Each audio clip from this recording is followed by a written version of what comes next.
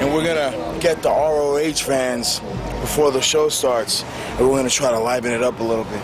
Of course, you know, these are the fans from New York City. Watch yourself, cameraman. These Philly drivers, you know, they're worse than New York taxi drivers. Sickest fans on earth. It's gonna be pretty nuts. We got a little taste of this crowd. Ridiculous. There's somebody in there right now. What was that? Can't believe it. There's someone stealing our heat. What's wrong with this, brother? Holy God. Excuse me? Hit Squad's trying to film a promo. Can we do that? Oh, we got Spanky up in there. One of Shawn Michaels' top students. Who said shut up? If I'm not mistaken, isn't that Kruger? You shut up. Oh, yeah, it's Kruger.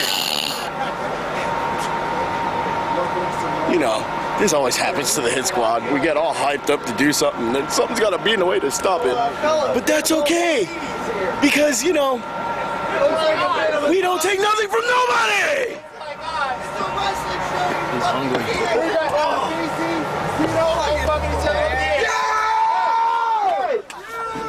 My bad to cut you guys off, but RF Video is on the bus with the camera.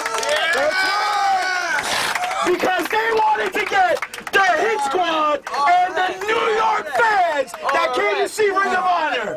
So I will pass it over to you, and you guys, you do your stuff. Is that right? Yo, New York people, what's up? Y'all motherfuckers ready to see some hardcore, hard-hitting, new wave, real pro wrestling?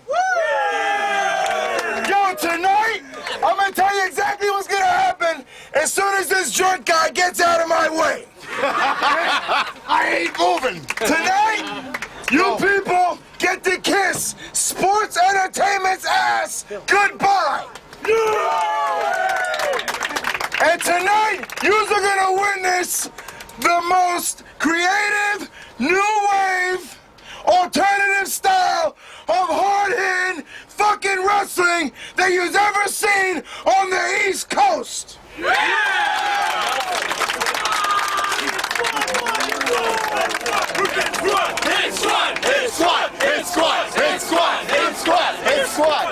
ECW's not around no more.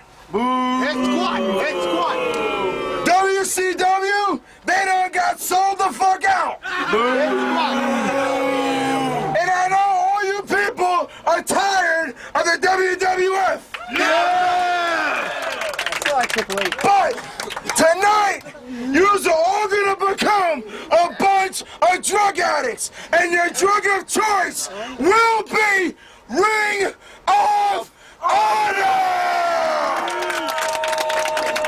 ROH! ROH! ROH! ROH! ROH! ROH! Yo, tonight, you're gonna see stars like Low Key, Homicide, and Boogaloo! The Boogie Nights! American Dragon! Spanky! The Black Nature Boy, Scooter Andrew! AJ Styles! And the motherfucking Hit Squad! Hit Squad! Hit Squad! Hit Squad! Hit Squad! Hit Squad! Hit Squad! Hit Squad! Hit Squad! Hit Squad! Hey! Everybody! Get the fuck up! Stand up! Stand up! Stand the fuck up! Stand up! Every one of you! Stand up! Look into this camera! And you tell them who the fuck you came to see! Hit Squad! Hit Squad! Hit Squad! Hit Squad! Hit Squad! Hit Squad! Hit Squad! Hit Squad! Hit Squad! I tried. Yo, are y'all ready for Ring of Honor? Yeah! I said, are you ready for Ring of Honor? Yeah! I said, motherfuckers, are you ready for Ring of Honor? Yeah! Yeah! Hit Squad! Well, hang on tight, because I promise you, it's going to be a show and a half. I'll see you in a little bit. Hey! I tried.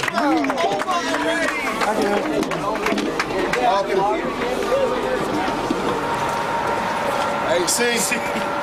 That is the New York crowd in Philly. They came all the way from New York to watch Ring of Honor. They came all the way from New York to watch the Hit Squad physically manhandle, physically show some kind of brutality, and show and prove why we are the stiffest players in the game. Hit Squad. Now we're doing Boston. I don't know how well these people know us because, you know, Hit Squad and New England go together like fat girls and hot guys. Right up here.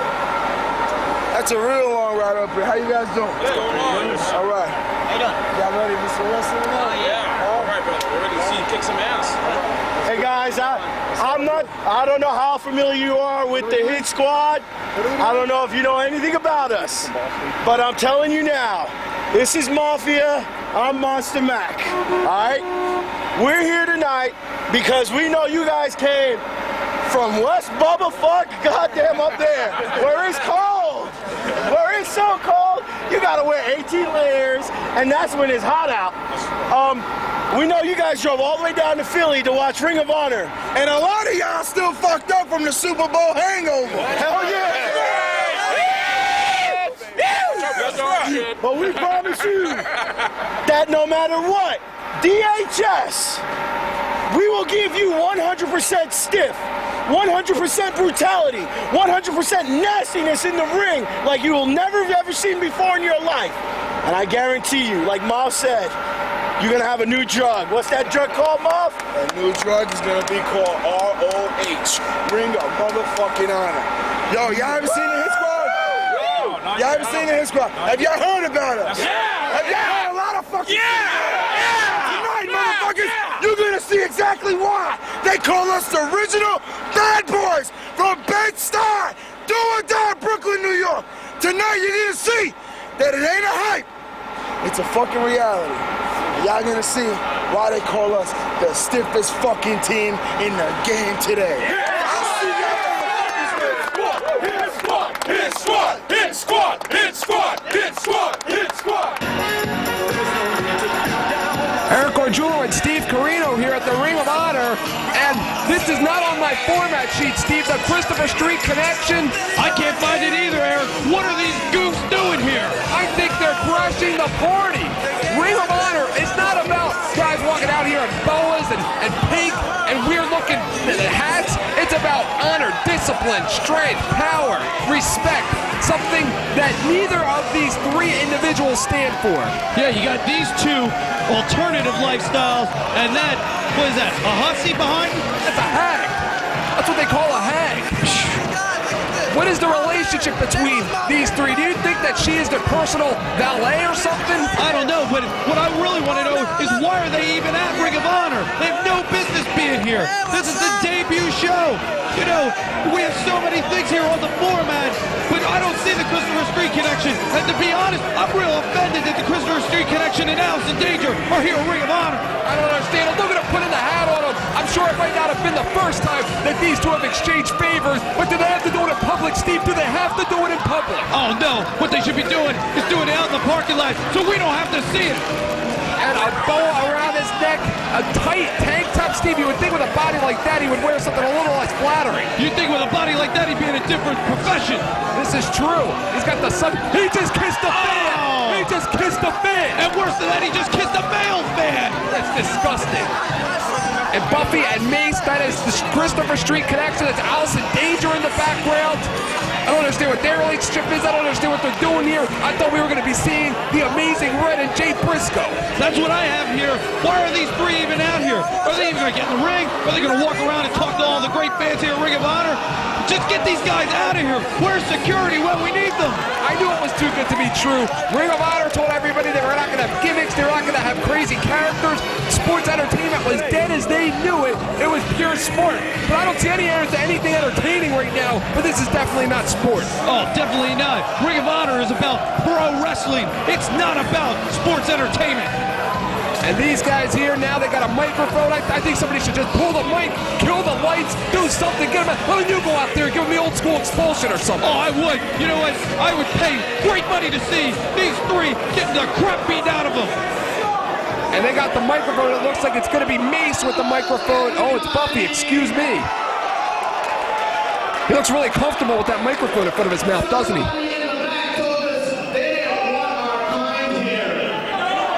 I don't want your kind here. I don't.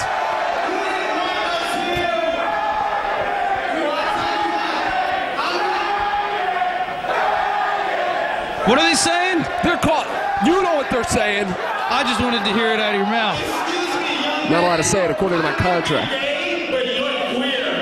He just admitted he was gay. I don't think he's talking about being happy.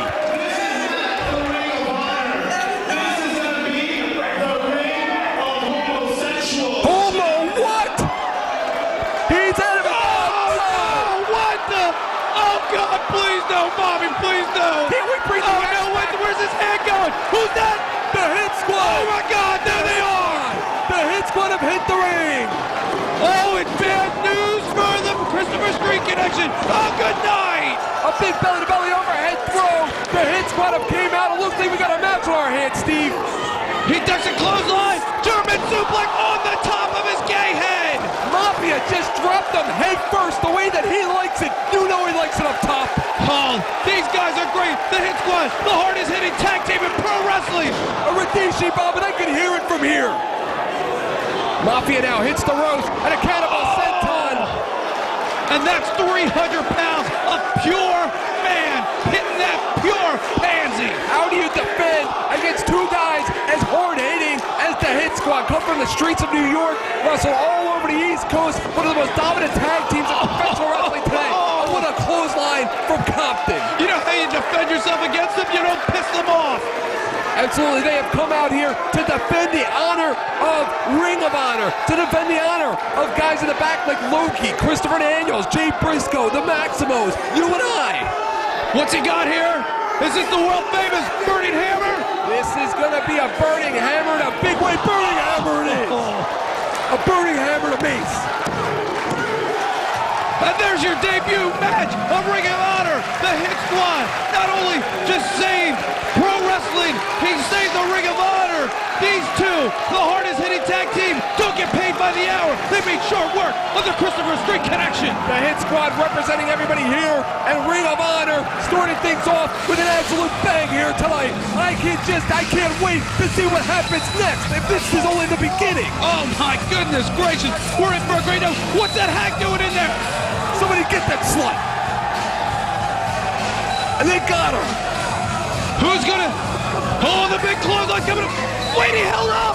What's going on? Oh my goodness gracious. I guess they have respect for women. Maybe he's got a big heart. Uh-oh. There's problems in Hit Squadville. The Hit Squad, what are they going to do with this broad? What are they going to do with her? It's like caveman times. They're dragging her around by her hair, like a caveman and his wife. What's he calling for? Is he going for a table? He's calling for a table. What's he going to do with her at the table? I think she's going somewhere. I think she's going for a trip. I think she's about to get some wood. Fight, little girl. Fight. It's not going to help. Look at her flailing her arms. She's got to do a lot better than that. She should have studied harder in her Aikido classes. You know it. She's trying. Bet you she wished she would have got that haircut. I bet you she wishes she would have stayed with the straight tag team. Well, that's what you get. You play with fire, you're going to get burned. Mafia Monster Match, she should have brought protection with her tonight. Well, Ring of Honor's got protection in the name of the Hit Squad. She's trying to get away, but you're not getting away from these two big 300-pounders that mean business. What are the Christopher Street Connection even thinking getting involved at Ring of Honor? Good night. Oh, right on her head.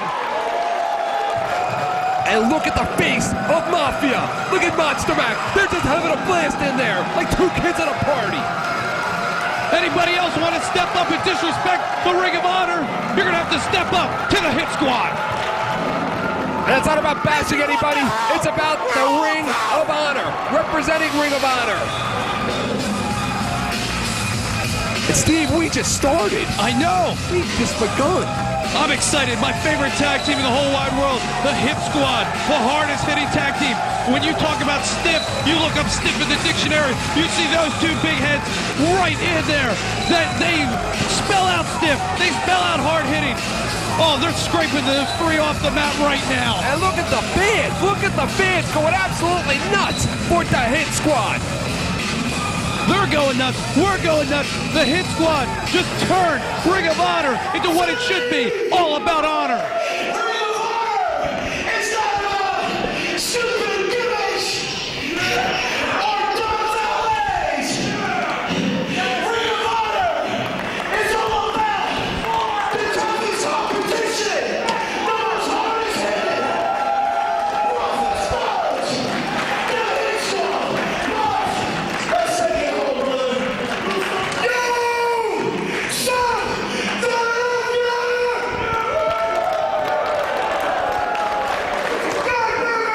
it feels good to be back here. But I'll tell you what, tonight, you people get their kiss. Sports Entertainment's house. Goodbye.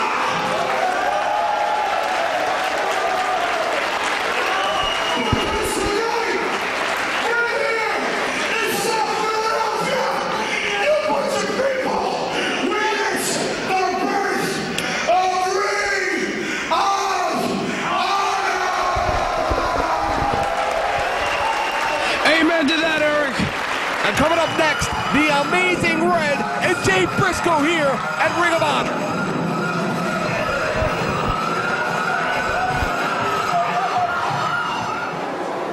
Tonight, I'm going to prove that the Briscoe name is the best in the business, whether it be a singles or a tag team.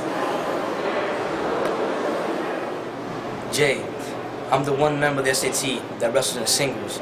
Your brother's not gonna help you tonight, because you're getting hit with the infrared. Expect the unexpected.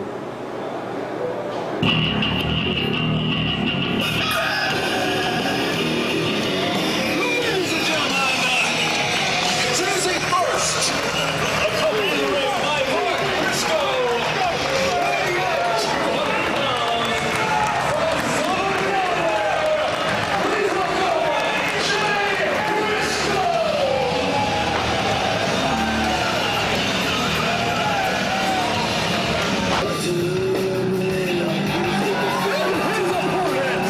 Coming to the ring at this time, weighing in at 130 pounds.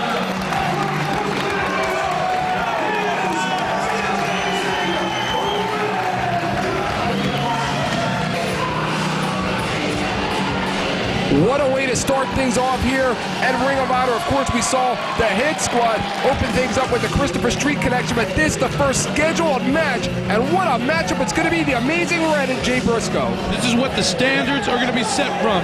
Jay Briscoe, Amazing Red, both men under 20 years old, both men under 2 years experience. They have a lot of pressure on them. Absolutely, with the wrestlers in the back watching, they, of course, setting the standard, setting the pace tonight. Coming back from the Hit Squad, who were just out there beating the crap out of everybody that got in their sight. They're going to maybe slow it down and set a wrestling pace. And of course, Jay Briscoe, the grappler in this matchup, the wrestler, Red, the aerial man, the high flyer, the grappler against the high flyer. What a classic match that is. Absolutely. Briscoe, who has a very big height and weight advantage, but the Amazing Red makes up for it in heart. Of course, Mark Briscoe outside of the ring with Jay Briscoe. Jay Briscoe not too used to the singles competition, as he made a name for himself in this business as a tag partner with his brother Mark. But as of late, he's been trying to break away into a singles wrestler. Red, on the other hand, is very versatile, has wrestled many matches, both tag and singles. And look at the fans showing their appreciation to these two great athletes, Jay Briscoe, the Amazing Red, and this is just the beginning. course, we're going to see quite a feeling out process, I would imagine, right now between both wrestlers. These two wrestlers have met many times in different forms of tag team matches. They've had quite a rivalry with their respective partners all throughout the Northeast, but never in a singles match. Hard shoulder tackle down. Amazing Red, big leapfrog. Comes by, switches off, Irish whip, leapfrog by Briscoe. Drop down. Here he comes, throws him right over the top rope. The B Paso sends Red right over the top rope. Red lands real hard on the outside of the ring there. And Jay Briscoe, what an athlete he is. What a versatile athlete. He can go high to the air as well as it looks like he is planning to do right now. And Eric, if I'm right, Jay Briscoe has a very, very big football background. Am I right? Absolutely. Very versatile, very decorated high school football player. Went both ways, offense and defense. Was a very recognized player, recruited by colleges all over the country. Played ball at Laurel High School in Laurel, Delaware. And we're just lucky to have him here at the Ring of Honor in the first scheduled match with the Amazing Red. Hard right hand by the Amazing Red. Absolutely. The Amazing Red will have quite an interest later on tonight, as his usual partners, the Maximo brothers, are going to be part of that fatal five-way matchup. Oh, it should be something else. And a big leg lariat out of Jay Briscoe there. Going to try and slow the Amazing Red up. And Jay Briscoe better not try and get too finesse here, too glamorous. May not try and out-finesse Red, who is a high flyer. And if you're Red, you don't want to try and out-grapple Jay Briscoe, the wrestler. Jay Briscoe, very smart, slowing it down a little bit, trying to get Red off of his game. High flying is Red's game. Jay Briscoe. Oh, hard right hand. Jay Briscoe with the big right hand. Jay Briscoe, the aggressor in this matchup. At this point in time, Jay Briscoe has that little bit of an aggressive streak, and which is a good thing. It's led to several victories. Oh, did you hear the impact? What a hard-hitting kick. We heard it all the way here in our broadcast booth. The Amazing Red, hard kicker. Got him right in the back of the head, stunning Jay Briscoe. Nice hard kick. And Steve Carino, if you were Jay Briscoe right now, what kind of an offense would you have against a guy like Red who's going to come at you from all parts of the arena? Quite simply, my theory on high flyers, take out their legs. The high flyers as well, what you got to worry about if you are a high flyer, if you go to the well one too many times, you live by the sword, you die by the sword. Oh, exactly. And Jay Briscoe's got him here. What's he setting up for? Looks like he's trying to hook him for some kind of a fisherman's buster here. And look at him holding Red, letting Red think about it before he drops him on his head. Oh, that's it. That's it. Red is not getting up from that. And you just see the eyes rolling to the back of the head of Red when he hit the canvas. The people may be up, but Red is out. And Jay Briscoe right now mounting some kind of energy that he has about him. It looks like maybe it took a little bit out of him as well. How the Amazing Red kicked out of that, I will never know. While these two athletes have the cardiovascular conditioning to go all night, the pace that they have started in this matchup, this one could be over at any time. Jay Briscoe taking a little too much time going to the top rope here.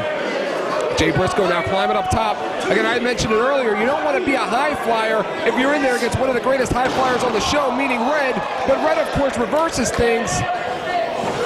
Not out of the ordinary for Red to counter a high-flying maneuver and a big brain buster of his own. He could get the pin here. Look at Makina right in there. Red's got to hook that leg, though. Come on. You can hear Mark Briscoe shouting words of encouragement to his brother Jay from outside of the ring. The Amazing Red on top right now. Big right hand, two. Red has used quite a lot of punches in this matchup. Maybe try to wear down Jay Briscoe. Oh! What a kick! Could have broken a finger or two off of Jay Briscoe. Jay Briscoe showing some strength, kicking him right in the back of the head, though. Red is just lethal with those kicks. And Red nails him in the bush with a big crescent kick. Oh, Jay Briscoe does him one better. And Jay Briscoe, I can't believe it, he outkicked Red. I think even Mark's amazed at the speed and velocity that he threw that kick at the Amazing Red's face. Jay Briscoe right now hearing it from these fans. He feels it. He's got that adrenaline rush. Look at the face. Look at the intensity. Look at the determination of Jay Briscoe. He says that's it. He's going for the Jay Driller. This is an amazing move here. Oh, he can't get Red up. And Red goes to counter. Remember, they've been in the ring with each other before on several occasions. Red has seen this, and he has also been on the receiving end of this move. And he's going to be receiving it. Oh, maybe not. The resilience of Red. Red just doing everything he can to fight out of this move. Oh, no. And Jay just sticking with it. Jay Driller. Oh! Jay Driller. Look at Red going into convulsions on the side of the ring there. That's absolutely it. Jay Briscoe is going to win this match. What a lethal maneuver. What a devastating maneuver. How can any man survive something like that? Well, it's going to be over in about 3 seconds here. Jay Briscoe makes the cover. And he hooks the leg. Oh, look at the amazing Red. Knowing where he's at in the ring, even though he's dazed, confused.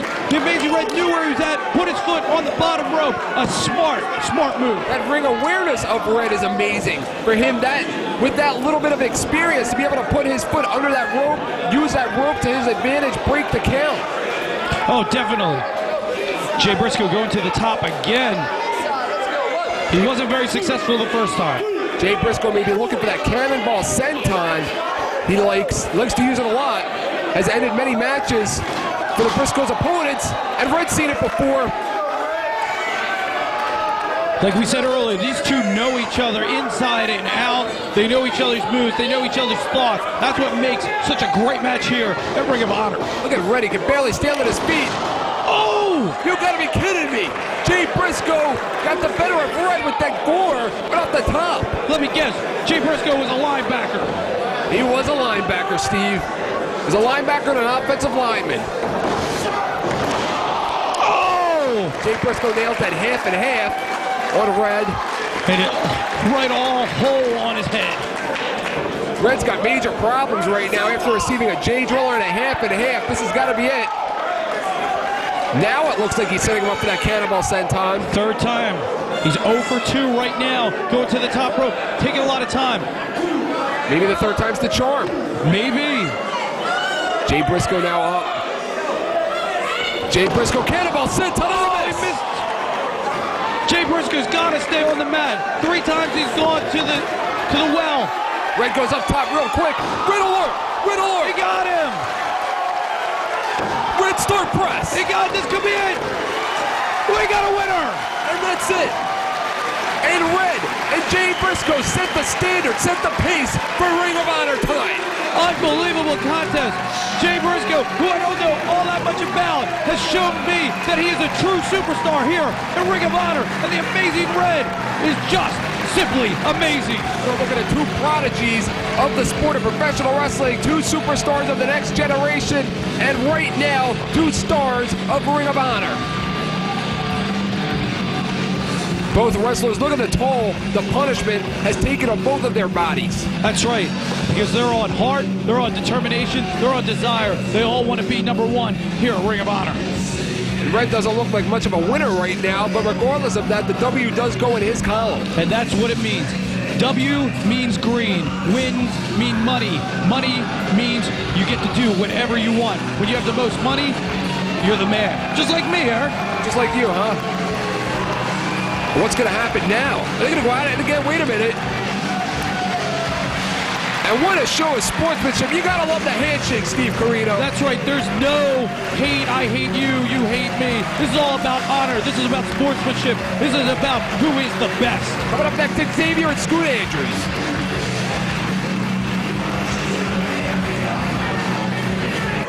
February 23rd, 2002, RF Video presents Ring of Honor. You see, the top competitors from all around the country come here tonight to prove one thing, and that's that they belong here in the Ring of Honor. Now, gentlemen, I'm not here to prove that I'm the all-around best, nor am I here to claim that this is the gospel. I'm here to prove that it's not the size of the fighter, but the size of the fight he will bring. And when the time comes, all you can do is be ready. Look around. My neighborhood is gone. Cameraman, I say look around. This is my neighborhood. This is when I used to sell drugs, do drive-bys, do all the gang type, whatever you want to call, you know, these white people want to say it. But anyway, I bring my boy from the dirty South, Boogaloo, and we're gonna take some business. can't believe this, man. I can't believe this, man. Yo, I used to beat up little kids in the block. My mom's used to cook me some chicken over here. The only thing I got is this chicken. Oh, man, I'm pissed. I'm very pissed. You know, we used to survive in the streets, and that's the reason we wear this mask. We want to cover our faces, but we're going to bring the streets and Ring of Honor. And Ring of Honor, you're going to find out why they call us the Natural Born Sinners, because we're going to bring this gutter, we're going to bring these streets to the ring. So if I was y'all, all the greatest talent of the East Coast, the West Coast, and the dirty South, even the Northeast, you're gonna find out why Homicide and Boogaloo, we're gonna bring this violent style, and you're gonna know why we're gonna bring this gutter, this ghetto into Ring of Honor. So prepare yourself, because it's gonna be an honor to kick all of your asses. What's wrong, kid?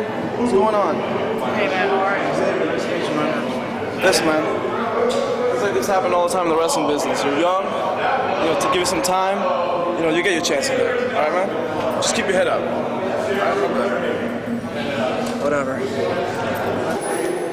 This is Scoot Andrews, the Ring of Honor, and I'm really glad to be here for two reasons. 2001 was a great year for me. I made a name for myself on the national scene. But 2002 is going to be my year. And what better way to kick off 2002 than right here, the Ring of Honor.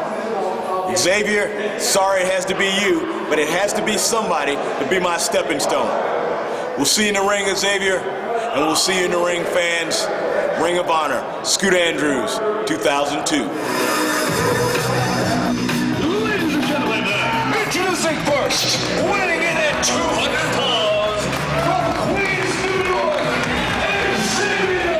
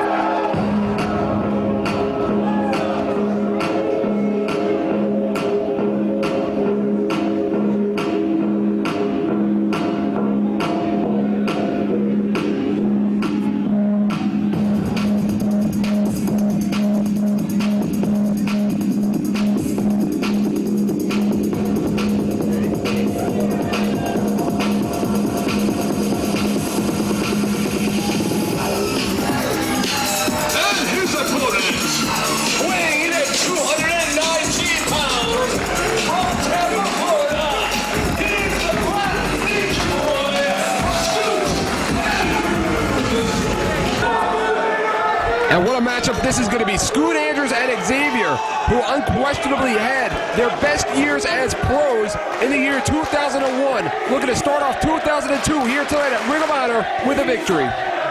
Oh, absolutely.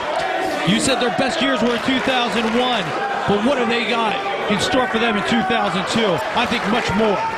Scoot Andrews, of course, has held numerous championship belts all over the East Coast, all over the United States, as a matter of fact. Very accomplished. Xavier has done so much in so little time. What a matchup this is going to be tonight. Oh, absolutely. Scoot Andrews goes behind him. Scoot Andrews, of course, the Black Nature Boy, goes behind with a hammerlock. Xavier with one as well. Two wrestlers in here. When you talk about wrestling, you talk about sport, you talk about Ring of Honor, this is what it is all about. Scoot Andrews and Xavier. Xavier, what a reversal there. Look at that. Both these guys in great physical and mental shape. These guys came to do hard work. They didn't come to play. They are not playing the part of a pro wrestler. These guys are pro wrestlers 24 hours a day. And what you have to look out for out of Xavier is an offense and a defense that consists of jiu-jitsu, kickboxing, and taekwondo. You will see a lot of that. And from Scoot Andrews, he is just a pure athlete. A high school and collegiate wrestling background. He also spent 13 years in football as a running back in high school, college, and at a semi-pro level in Canada. Both men feeling each other out. Move for move here. Each men have studied tapes that you can get here at rfvideo.com. They've studied the tapes. They want to know who they're getting in the ring with. Now, Steve, you know Scoot Andrews very well. What kind of an offense, if you were Xavier, would you put forth against a man like Scoot Andrews? Against Scoot Andrews, what you got to do is keep him on the mat. Scoot Andrews is more of a power wrestler than a high flyer. So when you keep Scoot Andrews on the mat, he can't use all his power moves. He can't use suplexes. He can't use body slams. He can't use power slams. So you got to keep him on the mat. Keep him grounded. Kind of interesting that Scoot Andrews and Xavier go to the mat, and Scoot Andrews continued to stay on the mat, and it was Xavier that broke it up. A total roll head scissor, instead drops it face first. The Scoot Andrews, his reputation precedes himself. Xavier, exactly the same. These two had such a banner year in 2001. Everybody all over the United States talking about Scoot Andrews and Xavier, Scoot Andrews and Xavier. But that is the past. 2002, Ring of Honor. Today, now, that is what counts. That's right. Whatever they've done, whether it was yesterday, a year ago, or 10 years ago, it doesn't matter. It's all about tonight here at Ring of Honor.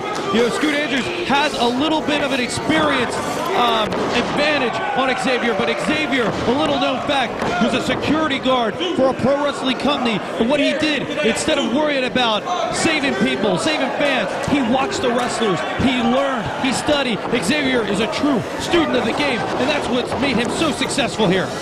Very, very good point there. And Scoot Andrews, of course, blocking, using a lot of defense as an offense. Something he gets out of, look at that heel kick there, something that he gets from one of his mentors. He calls himself the Black Nature Boy, studied a lot of the original Nature Boy, or the Nature Boy of our time anyway, Ric Flair, who also used defense as the best offense. That's right. Scoot Andrews is a thinking man's wrestler. He's always thinking what Xavier's going to do, not just now, but 2 minutes from now, 10 minutes from now, what he wants to finish Scoot Andrews off with.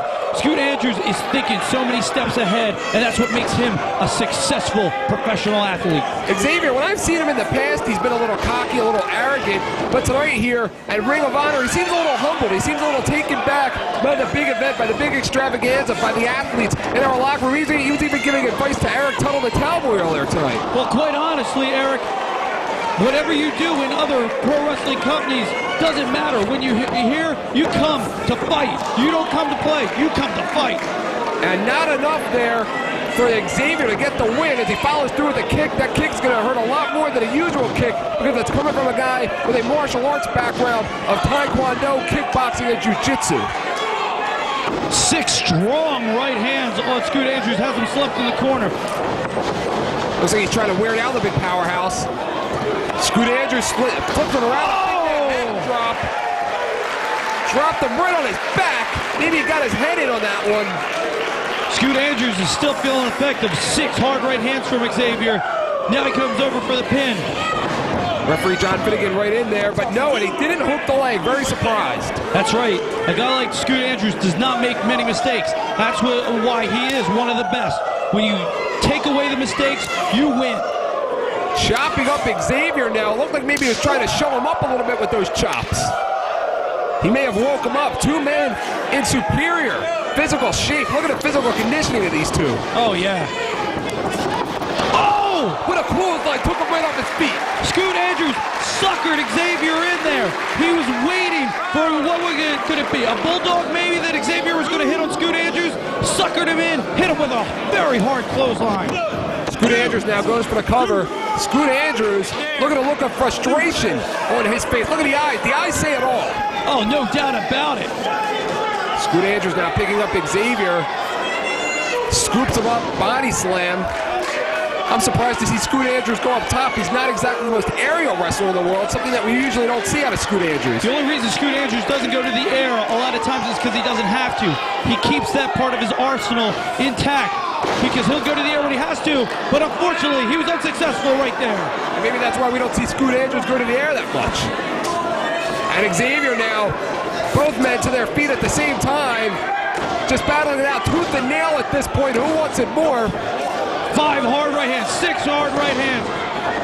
Scoot goes down, elbow drop.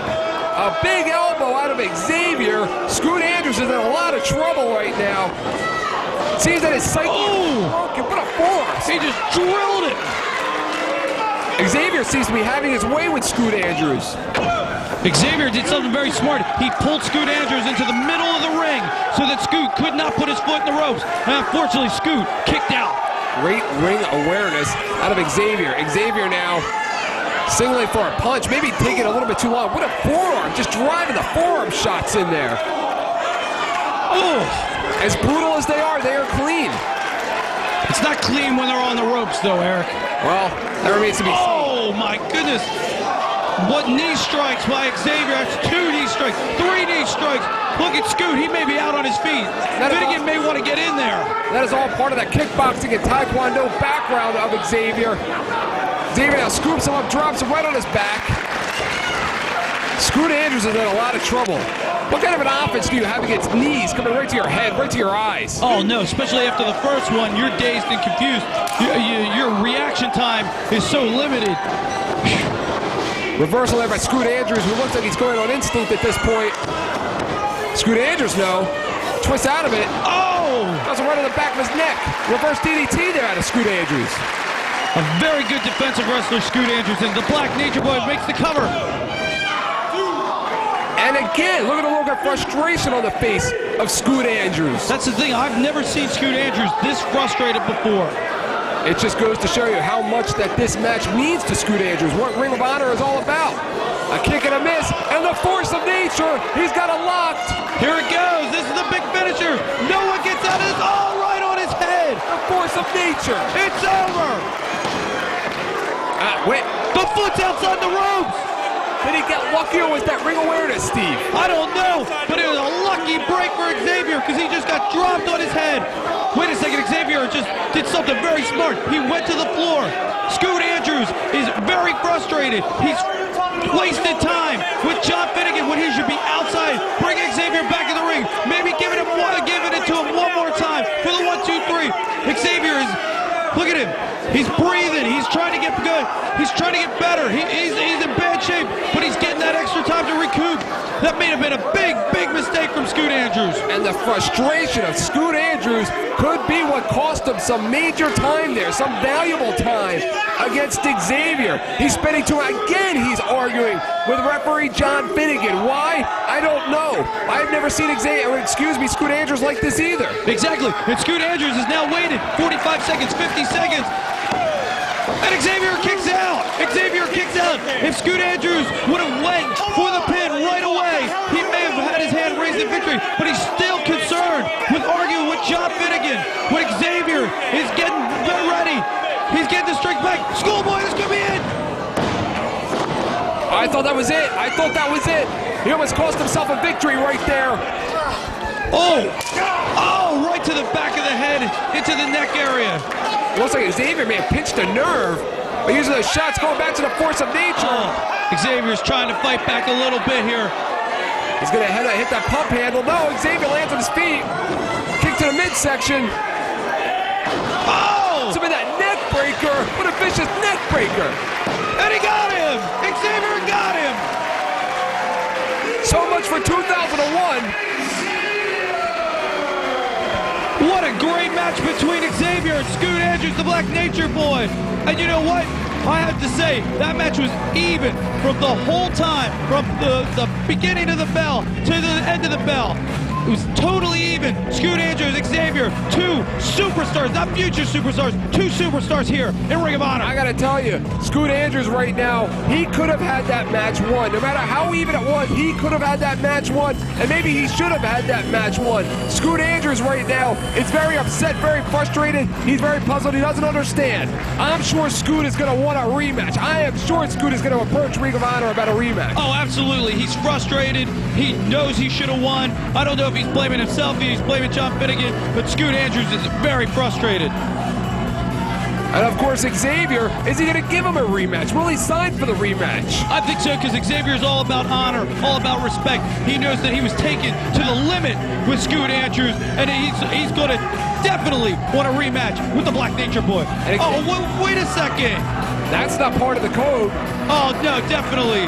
What a sore loser. The Black Nature Boy was defeated fair and square. Hey, I'm a poor sport. No, I mean, I'm not really a poor sport, but I don't like to lose.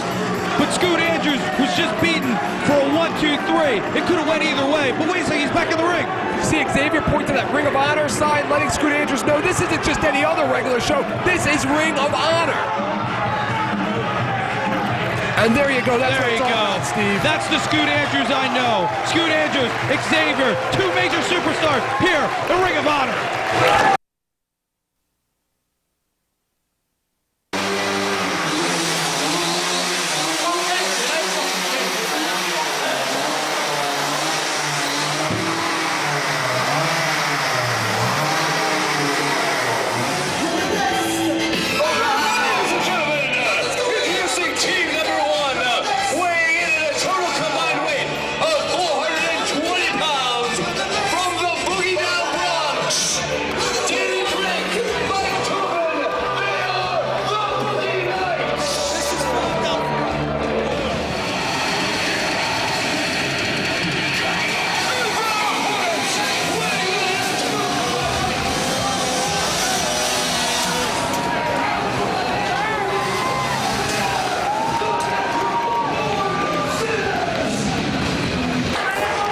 Look at these two. No respect for authority whatsoever.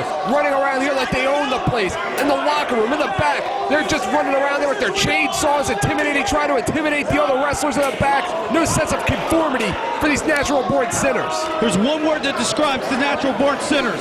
Dangerous. Did you see him bring the chainsaw to the ring? Did you see that mask that he had on? What kind of intimidation is that? Intimidation, it's not a gimmick. That's real life. These guys, when you see them in the locker room, no one wants to talk to them. No one wants to mess with the natural-born sinners. Promoters don't want to book them because they don't know if these guys are going to be, mental enough to get in the ring and just beat up their opponents. Promoters are scared they're going to get beat up. The boys are scared that they're going to get beat up. These guys come to play. They're scared. They take what they want when they want it. Whether it's your girlfriend, whether it's your wife, whether it's your money, whether it's your ring gear, whether it's your car, whether it's your house, whether it's your family, it does not matter. They will take whatever they want when they want it. You know what's the worst part about it? Is they're not just thugs. They're not just street fighters. These guys have amateur backgrounds, which makes them 100 times more dangerous. And the Boogie Knights are a great up-and-coming tag team. But I'll tell you what, they're outclassed tonight with the natural-born sinners. Of course, earlier we saw a promo in which Homicide found the chicken where his home used to be. It's a symbol that he has nothing to go back to. He has nothing at all if he doesn't make it here tonight at Ring of Honor. Well, I don't know what the chicken's going to mean in this match, but I'll tell you what, for me, I'm thinking this is going to be a pretty easy win for the natural-born sinners. They're going to establish themselves tonight here at Ring of Honor on the Boogie Knights' head here. I'm thinking in 1 or 2 more minutes, the natural-born sinners will be victorious. Normally, you would expect to see two wrestlers coming out with chainsaws, masks, and even that rubber chicken earlier come out there and just brawl, to just beat their opponents up. But they are in controlled mayhem. Boogaloo is not just a brawler. He is a 1994-1995 Sunshine State champion in amateur wrestling. Boogaloo earned 2 state titles, 2 district championships, 2 regional titles, and 2 metro titles, in addition to winning the prestigious Harrington Mac Classic tournament. He may as well have won the Masters Golf Tournament at this rate as well. Exactly. Just when you think that they're going to beat you up with objects, they stretch you. Absolutely, and Homicide as well, a very accomplished athlete, very accomplished baseball player in high school. Homicide is another man that deserves to be reckoned with, and Boogaloo now going for that wig splitter. You ever have your wig split, Steve? Not that I know of, and I don't think I would really want to.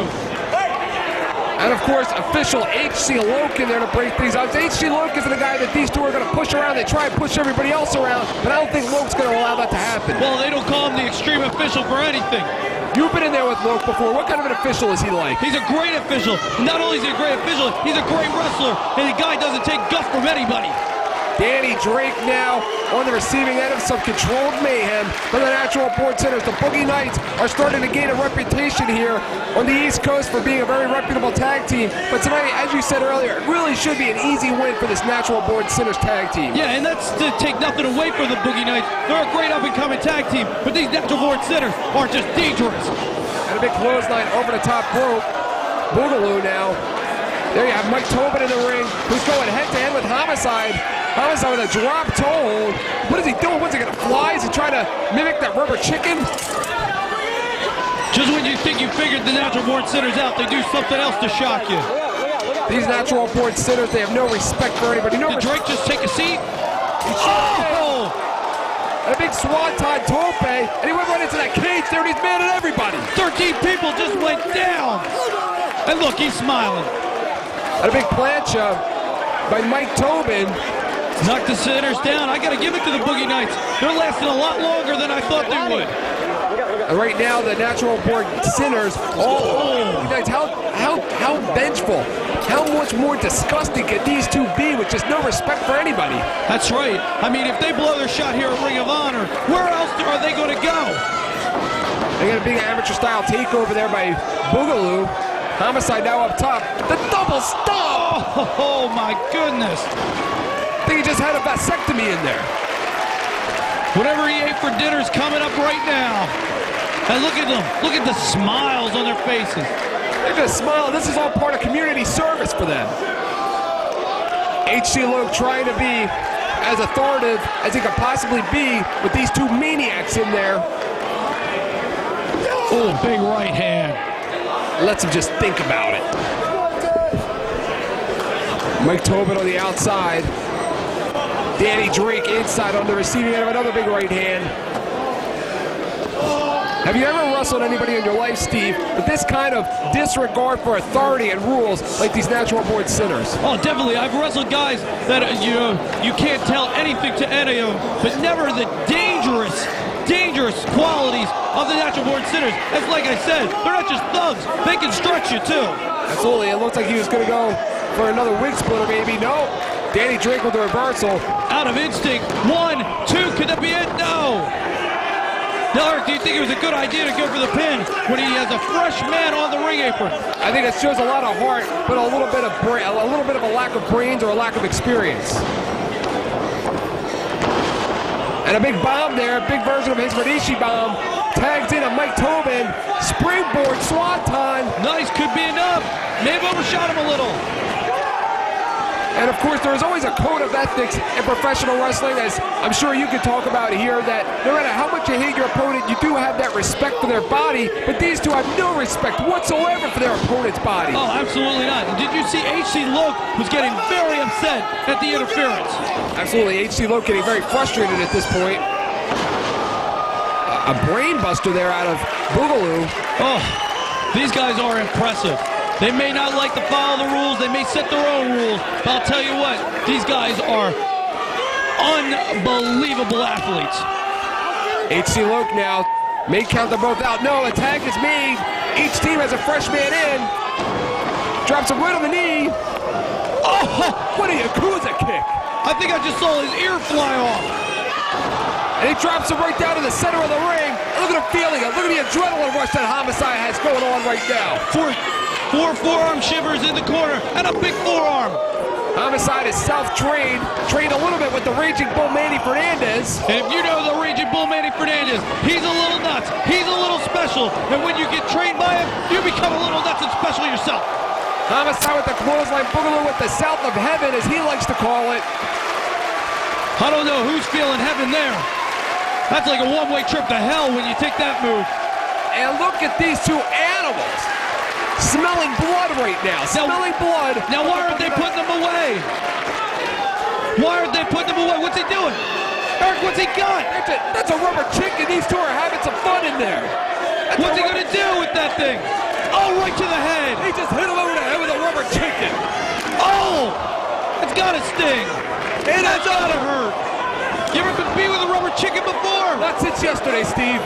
Do I really want to know the story? Keep asking and I'll tell. Oh. Over the top, no.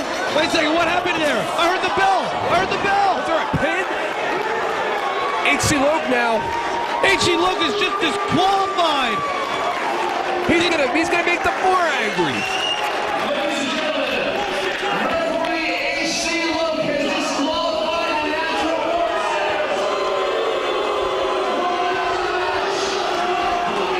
Can you believe the Boogie Nights now have a victory over the Natural Born Sinners? What an upset! What an upset! We didn't give them a chance!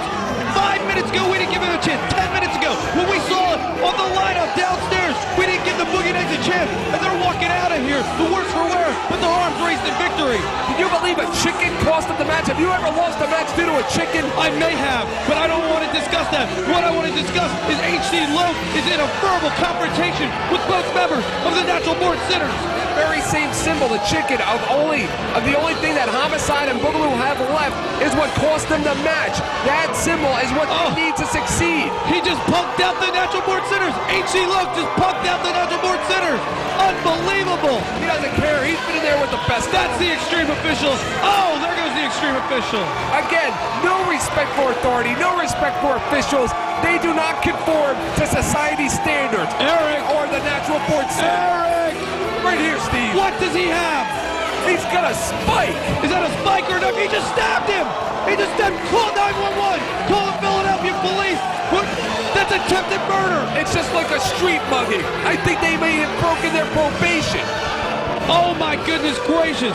Granted, HC Low probably should have left the ring, but he's getting carved up now. It's an early Thanksgiving here, and the big turkey named HC Low is getting torn apart right now by the Natural Born Sinners. This HC Low comes in here with a little bit of a chip on his shoulder, a little bit of an attitude. Give him credit for standing up to these Natural Born Sinners, but you know what? It was all for nothing, because right now he is being carved a new one. Oh my goodness, look at that, look at that. HC Low is lacerated. HC Low is bleeding here. Look at the smile. And they're laughing. It's fun for them. They don't care what cold hearts are in these Natural Born Sinners. Is this what the Raging Bull Manny Fernandez taught Homicide? What's he doing here? It's a cup killer. Oh! A cup killer. Right on the back of his head. Right on. Referee killer. Who is going to stop the Natural Born Sinners? I don't know. Come on.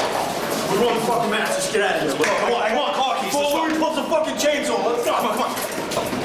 I've never been hit that hard before. Why'd they do that for? I don't know, but I need you to be strong for me. I can't even be strong for me. What don't know about why these we're guys? doing They're killing here. us. What are we They're supposed doing to here? love us. My head. I don't know. I don't think we belong here, Ring of Honor. Oh, I think we really belong here at the Ring of Honor. Yes, I do. It'll be okay. No.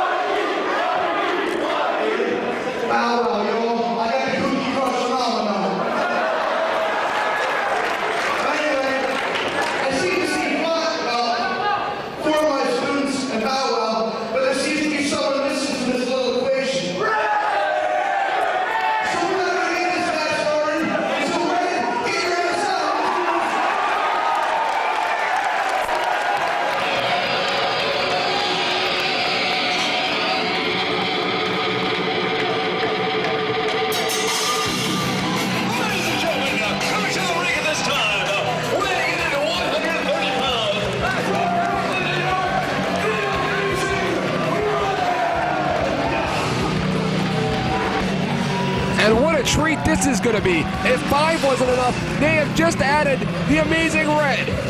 Unbelievable. This was going to be a fast-paced 5-way. How fast is it going to be now that it's 6 great high-flying athletes in the ring? And remember, it is an elimination match. Once you are pinned, you pack up, you go to the locker room, get out of here. We don't want to see you ever again. Mikey Whipwreck, the referee, who trained all of the students except for one. Little bow wow. Yes, Brian Excel is not a student of Mikey Whipwreck. But it doesn't matter right now because they all ride together. They all go to every show in the same car. And you know what? Brian Excel's looking for respect. He's always in the trunk. He's always the one that's not allowed to talk on these car rides. Brian Excel knows that he could be the guy that changes the radio stations if he wins tonight. Have you ever rode with Brian Excel for 3 or 4 hours? I try not to. It'd be like riding with you. I'd want to commit suicide. Most likely. And again, this match about bragging rights. These guys, they all came up together. They all trained together. With the exception of Brian Excel. But Brian Excel, as of late, a new member, if you will, of this clan, of this group of wrestlers. Kind of like the boys in the backyard who play football. The boys in the front yard who play stickball. They sit on the porch at night and talk, maybe I'm better than you. I am better than you. He's better than him. We'll find out who the best is tonight here at Ring of Honor. It's great. All 6 of them are best friends. But you know what? Everybody wants to be the best. And this is what you call ultimate aerial elimination. Oh, absolutely. I mean, these guys are going to be fast-paced. I'm not even going to know the terms for all these moves. I probably haven't seen 90% of these moves ever, and I've seen it all. Hurricane Rana there by Joel Maximo. Joel Maximo starts out. Chris Devine holds on to the arm drag. And a big standing drop kick there sends Joel Maximo out. I think he was going to go for a reverse elbow there. Jose just rolls through. Picks him up for a total whirl. No, holds on and he slides under. Really good defense there out of Chris Devine. Brian Excel right there. Brian Excel looked like he was going to go for some kind of a victory roll. A modified arm drag there. Brian Excel, oh, he slips off the top rope. But look at that, comes back real quick to take over. Great ring awareness there out of Brian Excel, who recouped in an instant. And this is what it's all about. Brian Excel and Red, the mirror match between these two. Unbelievable action right now. And Steve, how do you prepare? What kind of a defense do you have for a match like this in which you don't know where your opponent's going to come from? Eric, do you know what my defense would be to this match? What's that? Not showing up. Well, I understand you've applied that defense several times throughout your career, Steve. Eric, stop reading the internet. It's not always true. But Joel Maximo just a big drop kick off the top rope. Then he gets one for Brian Excel. Look, you got another Maximo out there. Jose Maximo, a drop kick on Brian Excel. Chris Devine to the top rope. Missile drop kick on Jose Maximo. We got one left. There's Red. Unbelievable drop kicks on plenty right now. And Quiet Storm's up top. Quiet Storm, the big one. Do you think Mikey Whipwreck's going to climb the ropes? Oh my goodness gracious. Mikey Whipwreck's retired and blowing up. He's got to sit down and catch his breath. Quiet Storm now. Tope. Oh! More like a suicide tope. He just took out the same 13 people that the Natural Born Sinners took out. And right now you're looking at Brian Excel, Chris Devine, and of course Quiet Storm, 3 regular tag team partners, the Maximos, and Red, 3 regular tag team partners. What's going to happen if a pinfall comes down between 2 partners? If the Maximos, a pinfall comes down between the 2 of them, are they going to look to each other, or are they going to take matters into their own hands? That could be very interesting. Well, they're going to have to take matters in their own hands, in my opinion, because the theory goes, it's not show friends, it's show business, and you want to be number 1, you got to do whatever it takes. Red right now looks like he's about to go aerial. It's not going to take him too long to hit to the air. Springboard. Oh my goodness gracious. Springboard swan time. Looks like a springboard tope and hilo. Yeah, that's what I thought. Is that what you call it? I can't even pronounce half this stuff. Unbelievable action we got. Brian Excel, who some would say is the most cocky of these 6 individuals. But if he wins this one, Steve, he's got bragging rights. He's going to be as cocky as he wants. Exactly. It's going to be a long ride back to Brooklyn if Brian Excel wins this match. And the thing you have to remember here, looking at Mikey Whipwreck in the ring, is you won't see referees physically involve themselves in matches at the Ring of Honor. Mikey will stand back and just let these 6 go. Exactly. You saw what happened when the Extreme Official H.C. Lowe tried to get involved. John Finnegan, Mike Keener, and Mikey Whipwreck will not have anything to do with that here at Ring of Honor. And again, it comes down to Brian XL and Red. Two guys with quite a rivalry. Yet, they are friends outside of the ring, but they do have that rivalry that we all know about. Yeah, it's like me and you, Eric. I like you, but you're jealous of me because I'm the best color commentator in the sport of professional wrestling. That remains to be seen, Steve. We still got a whole half a show to go yet. You see? What a legend I've already started. And look at this! Who is going after who? Are the Maximals going after Red? Is Brian XL part of this whole deal with Chris Devine and Quiet Storm? I think Brian XL got the worst of it, though. Brian XL is in that electric chair position. It just got dropped about 10-15 feet in the air. Chris Devine with a right hand. Concrete right. Oh, look at that, right on the jaw of Jose Maximo. Come on, Steve, pick me a winner. I'm sorry, Joel Maximo. I'm going to pick you a winner. The Amazing Red. He's already beaten Jay Briscoe. He's going for win number 2 here at Ring of Honor. But what do you think the match that he had with Jay Briscoe will take his toll? I thought it would in the beginning, but look, he's been untouchable so far.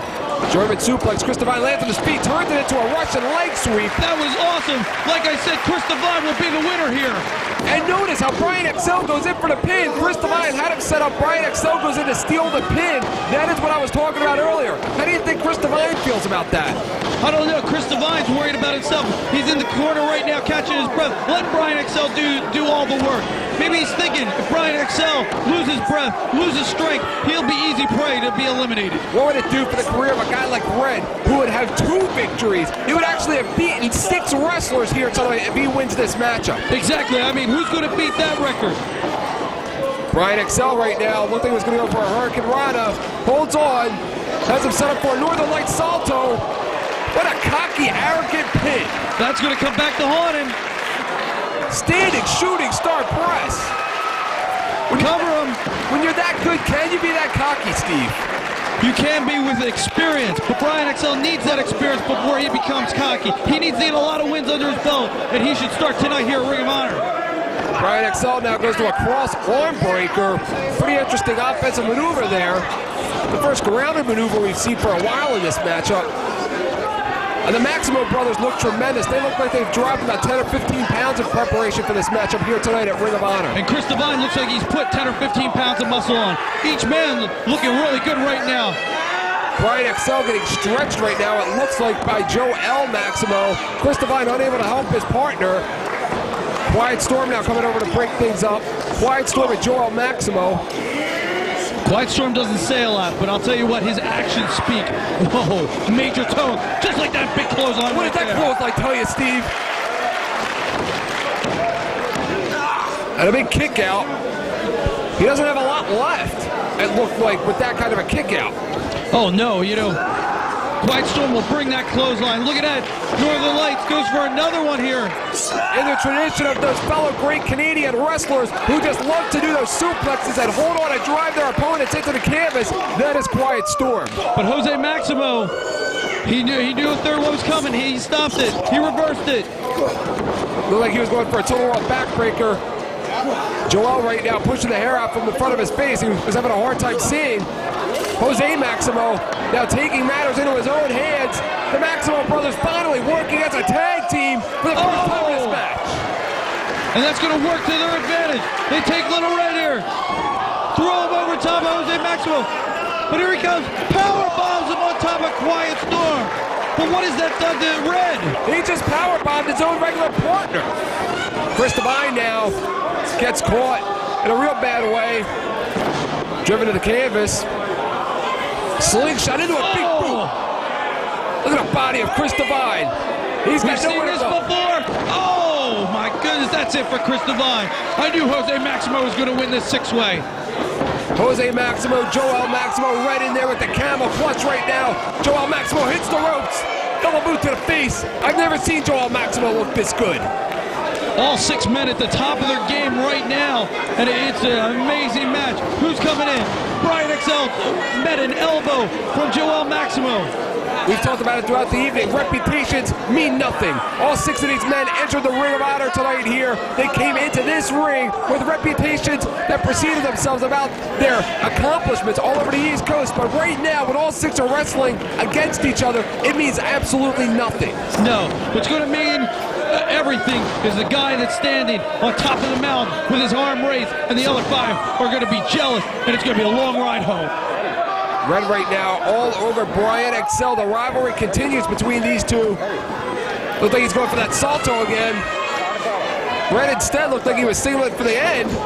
No, he nailed the salto, but he held on for a DDT. That's right.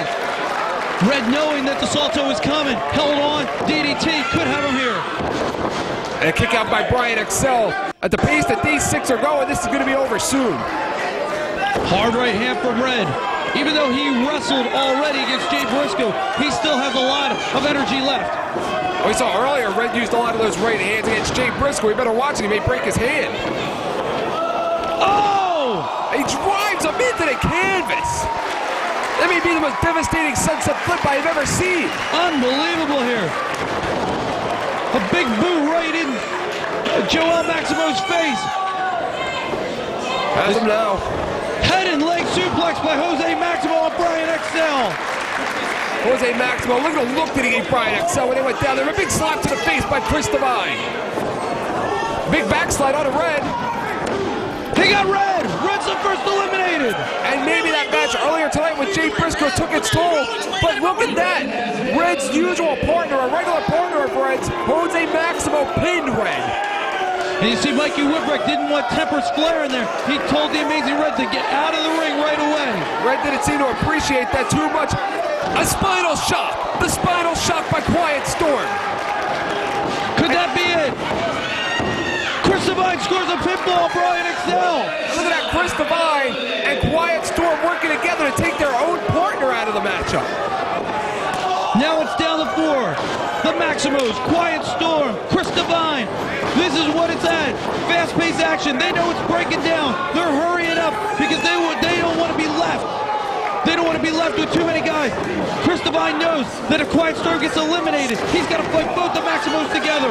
And so does Quiet Storm. He knows if Devine's gone, that they're in trouble. The Maximo Brothers, the SAT, one of the hottest tag teams here in Ring of Honor. You know, and they'll work as a team to be the number 1. Joel Maximo still feeling the effects of Chris Devine's real deal that he nailed just moments ago. The Maximo Brothers now working together as a unit. Chris Devine and Quiet Storm, we've seen this one before. There it is, the number 1 finishing move in professional wrestling right now. Often imitated, never duplicated, the Spanish Fly. And that's got to be it for Chris Devine. Oh! Big German suplex. Was that a double pin, Eric? It looked like a double pin to me, Steve. Could that be both Jose Maximo and Chris Devine are eliminated? Quiet Storm just pinned Jose Maximo, and Chris Devine pinned by Joe L. Maximo.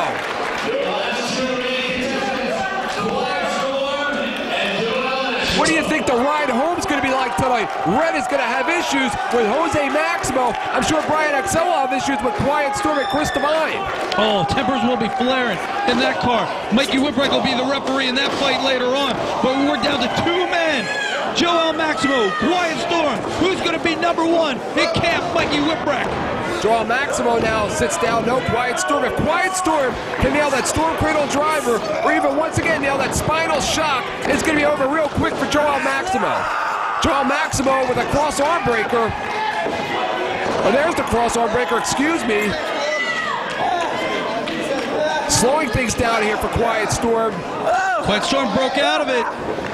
Quiet Storm is more accomplished as a singles wrestler between him and Joel Maximo. That could be the difference in this one. Oh, absolutely. Going for a version of the STF. He's got him. And Quiet Storm with the Saskatchewan stretch on Joel Maximo. At this point in time, Joel Maximo will be waiting for his tag team partner to come in and break it up. Maybe make the tag, but there's nobody there. That's right. Quiet Storm now sitting at Joel Maximo. Follows him in like a house of fire. No. Joel Maximo climbs up. Joel Maximo. Oh, running forearm. Devastating, just brutal. This Quiet Storm, once again with the discus forearm. I think Joel might have got some arms up though, and you can see, yeah, because that should have been a finisher. But Joel got his arms up just in time, just to get a 2 count. He just talked. I can't believe he's talking. He's doing color commentary now. We're in trouble, Eric. Well, you're in trouble. He just called for the Storm Cradle driver. Maybe he spent too much time talking there, though. Possibly, because he wasn't able to nail it. But once Quiet Storm is determined in nailing that, he usually does. But how about that clothesline? That'll keep Quiet Storm from talking. They'll keep him quiet. Maximo picks Quiet Storm. Joel Maximo. Remember, Quiet Storm pinned his brother, Jose Maximo. You cannot forget about that. That's very key. Joel Maximo has to be thinking about that. Quiet Storm has to be thinking about that. Oh, it would be a big feather in his cap if he pins both members of the SAT. Just got dropped on his head. That's it. He kicked out. A sideways Blue Thunder driver, yet Quiet Storm able to kick out. Unbelievable. Unbelievable is right. I can't believe it, Eric. Quiet Storm actually kicked out of it. And Quiet Storm looks possessed. Look at the look in his eyes. I've never seen Quiet Storm this intent. Hard forearm shot, 3 of them. Maximo trying to come back. I don't think it's very smart on Maximo to be trading forearm shots with Quiet Storm. Quiet Storm slides behind. Storm Cradle drive. There it is. Storm Cradle drive. It is Quiet Storm. Quiet Storm is your winner here. 6-man elimination. Quiet Storm. My pick from the beginning, Eric. You picked Joel Maximo. No, I didn't. You just heard me wrong. Quiet Storm is your winner. Unbelievable action. Bragging rights. He's not going to be too quiet in the car on the ride home now. And remember, Steve, he pinned both Maximo brothers. He pinned both SATs, both Maximo brothers in the same match on the same night at Ring of Honor. That means a lot because it takes a lot of tag teams. Now, how many tag teams can beat the SAT? I don't know many that can beat him once, more or less twice. Exactly. I don't know 2 men that can beat the SAT, but 1 man tonight has done the impossible. 1 man has pinned both Maximo brothers here at Ring of Honor.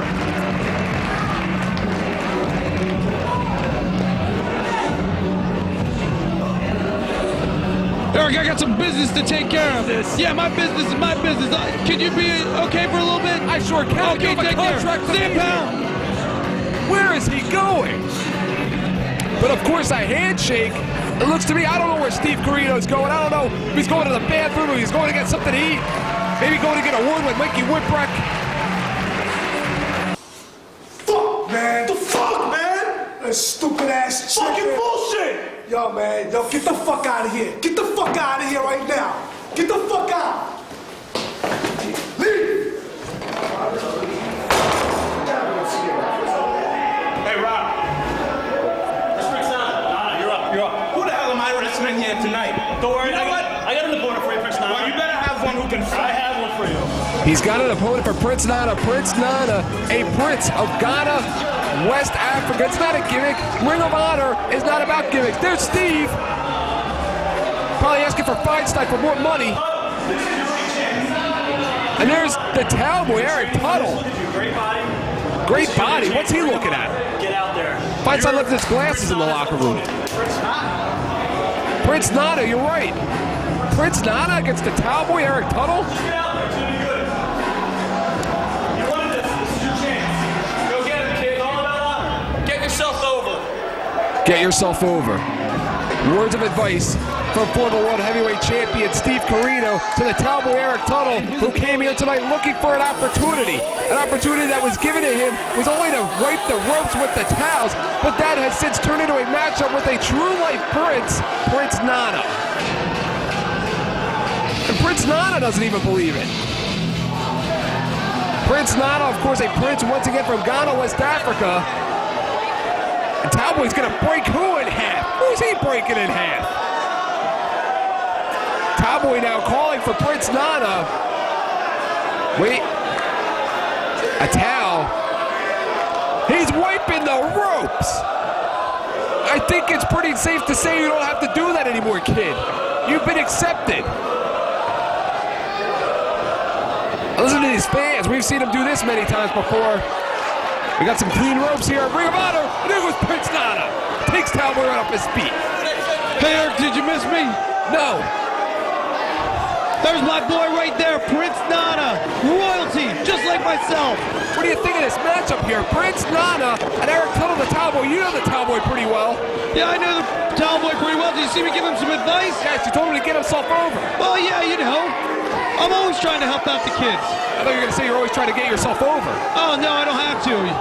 I'm over like Rover. And Prince Nana now just chopping up Eric Tuttle. Royalty right here, Prince Nana, just like myself, the king of old school. We may be related somewhere down the line. You're related to Prince Nana? Don't we look alike? There it is, my man Prince Nana. That's it. Royalty does not waste time, Eric. What can I say about this matchup? Eric Tuttle, the Tomboy, may have blown his chance at a spot here at Ring of Honor. And Prince Nana has established himself here at Ring of Honor. How do you think the people of Ghana, West Africa are feeling right now? Real proud of them, Prince. They are so proud. I'm proud of them too.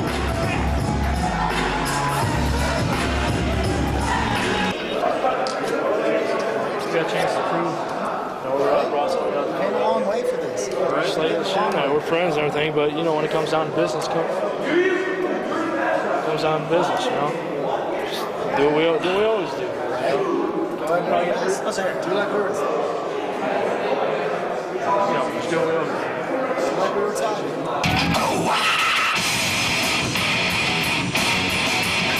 First, team number 1, weighing in at 40 pounds from Texas, Oz, and his tag team partner, weighing in at 221 pounds from San Antonio, Texas, Michael Shea.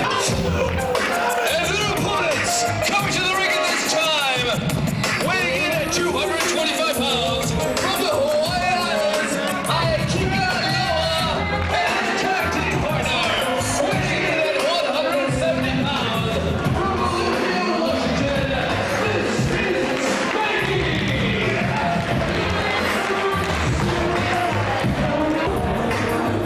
And this, of course, the Texas Wrestling Academy Challenge. Remember, it is not any kind of an elimination match here like what we saw earlier with Chris Devine and the Maximos and that whole gang. This is about the first man to get the pinfall is the winner. And the winner of this matchup, Steve, gets a contract for Ring of Honor. Money, fame, glory, more dates here from the Ring of Honor. More importantly, all 4 of these men and the men outside from the Texas Wrestling Academy drove from San Antonio, Texas to South Philadelphia. 26 hours one way. And when you have a contract with Ring of Honor, you know what gets paid? Your trans gets paid. He will never have to drive 26 hours again. And how about this Aikika? He drove 26 hours with 3 or 4 herniated discs. That has to be paid for. That's right. So he's on desire. He wants to win that contract. He wants to show that all the pain was worth it here. Oz and Spanky start this off. And look at the arrogance of Spanky. Spanky just loves to have fun in there at his opponent's expense. Some of the wrestlers in the locker room, they don't like him too much. He's got a bad reputation out there on the independents as being a guy that might be a little too cocky, a little too brash, and just don't know how to take him. But when you're that good, I guess you can be that cocky. Well, you see, Eric, this is different. This isn't the independents. This is Ring of Honor. And Spanky's got a clean slate, according to me, of course. I like Spanky. Sure, he likes to have fun. He's a little, you know, strange, but the guy knows how to wrestle. The guy has all the tools to be a major, major superstar. And look at this, Oz, who's got about 50 pounds on him, takes it right down. Keep your eyes on when Spanky and Michael Shane are in the ring together. Both men are trying to compete to be the next showstopper. Both competed together in training at the Texas Wrestling Academy under Rudy Boy Gonzalez and under former World Wrestling Federation Triple Crown champion, the Heartbreak Kid, Shawn Michaels. They've had a rivalry ever since those days in the dojos, and look for it to explode here tonight in Philadelphia. And Spanky and Michael Shane's rivalry is not just professional, it's also personal. These two guys do not like each other. They make no bones about it, and both of them want to throw the other one's contract in each other's face. They want to show who's the best. So those two have so much going for them. But Oz and the big Hawaiian, they also want a contract. They also want to show that they're not being overshadowed by Michael Shane or Spanky. Oz and Michael Shane, of course, you're very familiar with them. You've traveled up and down the road with them in quite a few cities. What can you tell us about Michael Shane and Oz? Michael Shane is an unbelievable superstar in the making. The cousin of the Heartbreak Kid, Shawn Michaels. He's got those genetics. Oz, very hungry, very willing to learn. Those guys were always the first at the building, the last to leave, watching everybody's matches intently, asking the veterans what to do, and that's what makes a superstar here in Ring of Honor. And of course, Michael Shane came through that Texas Wrestling Academy maybe a little bit harder than the rest of his fellow students, as Shawn Michaels did not want others to think he was taking it easy on his cousin, so he made him work that much harder. Of course, Spanky accomplished titles very shortly into his career. Only a month into his career, he pinned his trainer, Rudy Boy Gonzalez, for the Texas Wrestling Alliance version of the television championship. And Rudy Boy Gonzalez is a very tough individual and a very tough trainer and a miserable man at that. Eric, I don't think Rudy Boy likes me very much. I don't think anybody really likes you back there, Steve. Oh, what I did to him. Oh, slap to the face of Spanky. And again, look at this. This isn't about athleticism. This is about trying to show each other up here in Philadelphia. Oh, yeah, because you know what? If Spanky wins the contract or Michael Shane wins the contract, that whole ride home, they're going to be going, look what I have and you don't. Absolutely. They'll make jokes to each other. How do you like the ride? Well, I'll be taking a plane next time out here. And Spanky cinches in with that side headlock, slowing things down. If you're in there with Spanky, you got to watch out for that sliced bread number 2. A very unorthodox maneuver. He likes to nail on his opponents, but a very effective one at that. Deep arm drag on Michael Shane here. Michael Shane gives Spanky a deep arm drag. And what would this mean for these former students of the Texas Wrestling Alliance now to get their big opportunity here tonight at Ring of Honor? Is it all for nothing, where they come home to Texas with a contract in their hands? Well, one man's going to walk out of here with a contract from Ring of Honor. All the rest are going to walk out with the respect of the people here at Ring of Honor. Spanky, of course, as I mentioned earlier, was very successful in the Texas Wrestling Alliance promotion. Wrestled for quite a bit of time down in Memphis, the Tennessee area. You know what it's like to wrestle down in the Tennessee area. Oh, Memphis, Tennessee will make a man out of the smallest boy. It's where you learn how to not only be a great professional wrestler, but a man. Of course, wrestling recently on the West Coast, headed down to Kentucky for a little bit. Spanky has been everywhere, but this, the Ring of Honor, Philadelphia, Pennsylvania, tonight here in front of this capacity crowd, this means more to him than any of those places I mentioned earlier. Hard chop on Spanky. These two just can't stand each other. Do you see them looking at each other in the locker room? Absolutely. The tension. You got to cut the tension in the knife with a knife back there. Oh, can you imagine the ride? They're just staring at each other, just plotting what they want to do to each other. And look at this right now. What you're seeing, these two don't want to tag out. And it's not because they're being greedy about the contract. They just want a piece of each other. But that's the interesting part, Steve. What kind of an offense do you have where if you allow your partner to score the pinfall, he gets a contract and you lose, you go home? Or if your partner gets pinned, not only does he lose out, but so do you on a Ring of Honor contract. Exactly. I mean, there's a lot of things at stake here. If you're on the outside, you have to be wondering, hey, if your partner wins, he wins the contract, you go home empty-handed, and you got to give some gas money on that 26-hour ride home. It's kind of hard to be selfless and be a tag team partner, to be a team player in a situation like this. Well, I'm sure Shawn Michaels has taught each and every one of them that even though you're part of a team, you got to worry about number one. What about Rudy Boy Gonzalez? I'm sure he's taught them that as well. Well, Rudy Boy doesn't talk to me. Like I said before, something's wrong with Rudy Boy. He doesn't like me. I'm a nice guy. What did I do to him? But Rudy Boy is very tough on his students. And you know what? It's for their own good. Look at them all. They're all great athletes, great professional wrestlers, and we're honored to have them here in Ring of Honor. I hate to be the guy that loses. You know Rudy Boy's going to make them do about 500, 600, 700 Hindu squats when they come back to the dojo Monday morning. Oh, absolutely. I mean, there's something that's going to be weighing in their minds, too. They don't want to disappoint their trainer, they don't want to disappoint the fans, and they don't want to disappoint themselves. Aikika there taking a very risky move by swinging Michael Shane into that turnbuckle. If Michael Shane was to reverse that and Aikika went into the turnbuckle with those herniated discs, it would have been all over for him. That's right. You know, when you have two herniated discs, you know, at any moment they can touch a nerve and your legs could go out. You could be paralyzed for a couple seconds, and that's a scary, scary feeling, Eric. It was the opportunity of that contract for Ring of Honor that drove this Aikika here tonight to Philadelphia, Pennsylvania, 26 hours, as you mentioned earlier, in a car with herniated discs. The pain that must be going through his body with every shot that he gives and every shot that he takes. But if he wins tonight, if he scores the pinfall, it is all worth it. Oh, absolutely. Sometimes when, you know, the adrenaline's running, you don't feel the pain until afterwards. And when you get that contract from Ring of Honor, that pain's going to go away for a little bit. And a big leg lariat there out of Spanky. And again, Steve, we're back down to these two. It always ends up to these guys, whether it was at the Texas Wrestling Alliance, the Academy, in the street. Spanky and Michael Shane always like to end up together. They always want to be fighting each other. Whether it's personal, whether it's professional, these two bring out the best in each other.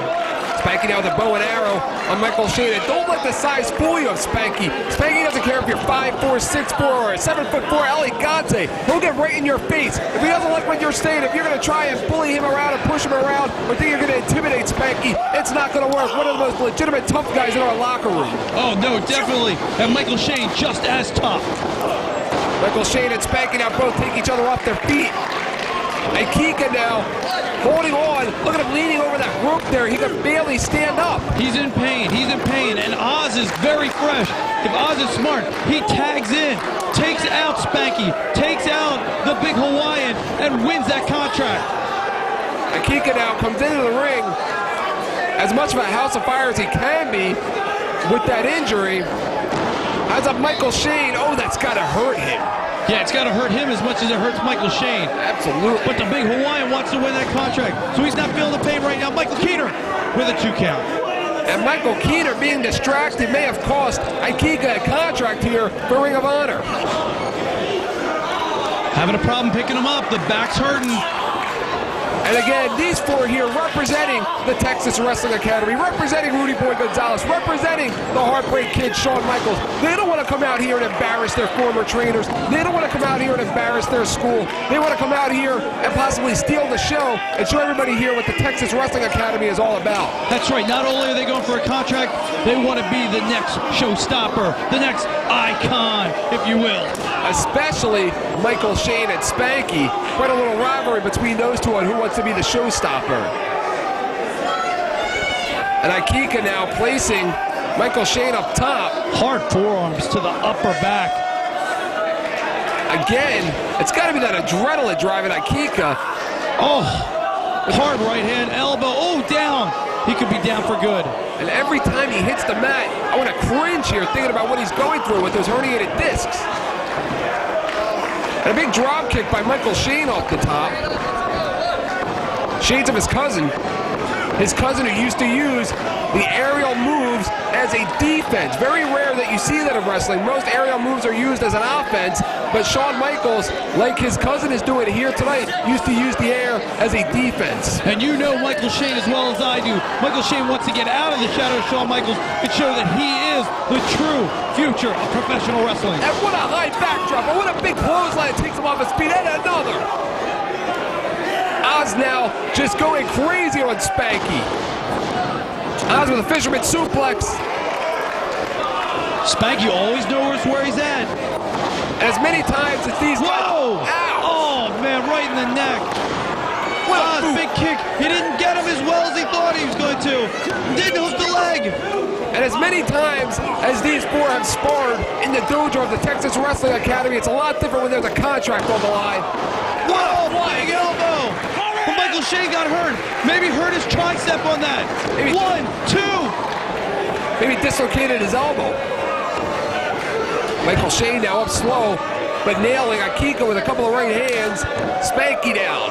Oz down. What a chop. We can hear it over here. Oh, yeah, I can actually feel it over here. Oh. Aikika's not going to be outdone by his fellow student. A reversal there. Oh, that's going to hurt even more so to a man with herniated discs. And Spanky now runs across a la Tiger Man Sayama, signaling for slice bread number 2. Look at the arrogance. But he's spending too much time. Oh, and he's dropped his head. German suplex could be off. Who the hell choreographed his moves? And Michael Shane from behind. On Aikika, Michael Shane and Oz double teaming. 2-on-1 here. Oz and Shane whip the big Hawaiian in. Flapjack. Pancakes that face right into the center of the ring. Grapevining those legs. Oh, they're stretching his back out. They know the herniated discs. Now who's going to get the contract here if they both make him submit? Oh! He just saved the big Hawaiian there. Double kicks to the face.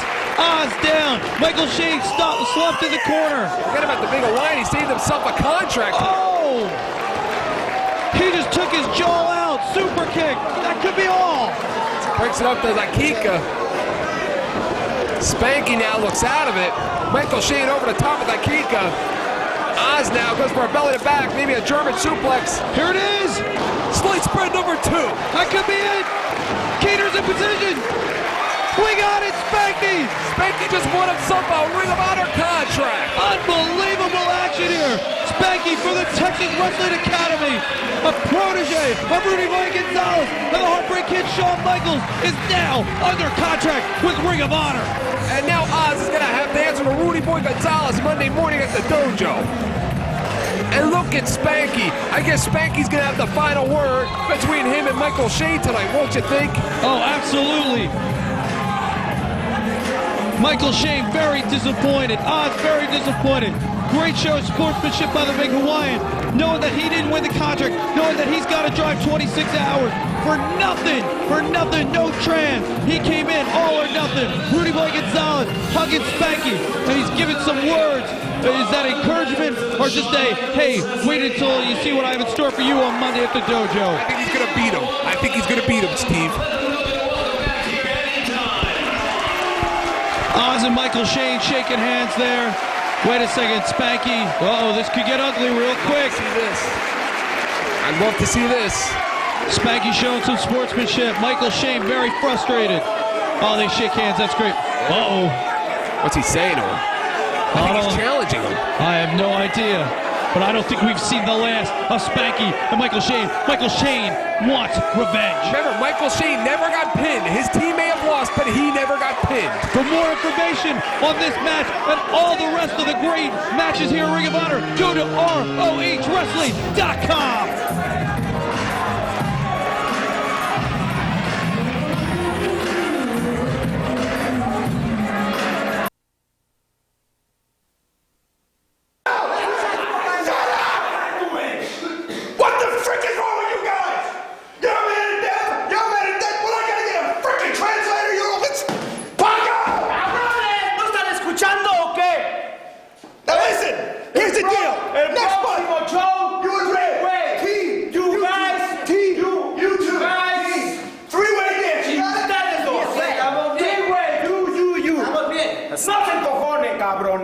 It's okay, Mikey. Yeah! Bye-bye.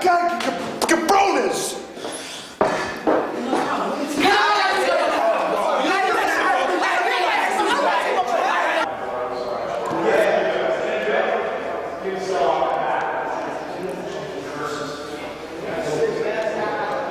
Hey, it's Loke. How'd it go? I'm fed up, bro. That's how it went. I'm fed up and I'm fucking humiliated, if you want to know the truth. Well, for starters, I get my ass handed to me by Homicide and Boogaloo. Yeah, both of them. I pulled out this spike gimmick. I got blood all over me. Then they give me the cop killer, my neck's still killing me. Oh yeah, we'll get him. I ain't worried about that, that's not half the problem. What I'm upset about is why I got my ass kicked tonight. I've had my ass kicked before, that comes with the job, it's no big deal. But why I got my ass kicked tonight is because I was reffing their match and I had to DQ them, so that's when they flipped out on me. Yeah, bro, reffing. I come to Ring of Honor expecting an opportunity and they got me doing the extreme official bullshit. I'm telling you what, bro. I'm done. I'm done, bro. That's it.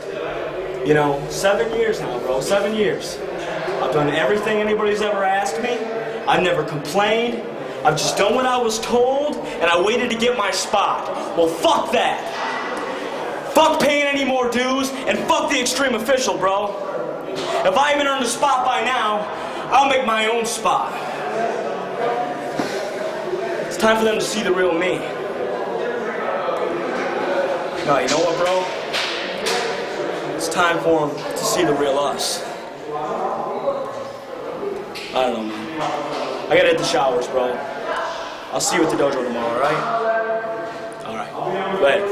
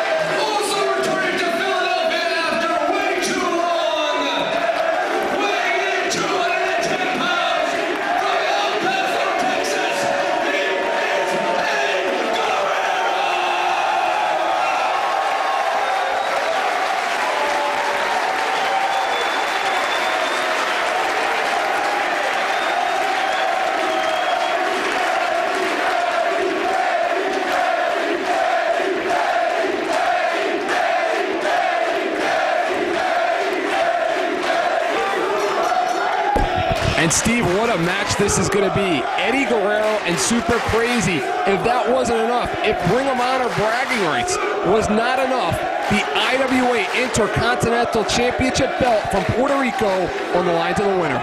And Eric, if I'm correct, this is the first one-on-one contest between Eddie Guerrero and Super Crazy. Well, no, Steve, if you would have done your homework, you would have realized that they wrestled once before in Puerto Rico, but that's okay. Well, see, Eric, that's why you're here. You're here to know the facts. I don't know much about Puerto Rico wrestling. All right, and Eddie Guerrero... So wait, it's the first time in mainland United States. That's what I meant the first time, Eric. Stop trying to be a know-it-all. And Eddie Guerrero defeated Super Crazy in that matchup. And this is This is a very interesting match. This comes from an actual shoot interview that RF Video conducted with Eddie Guerrero. They asked him what a dream match for him would be.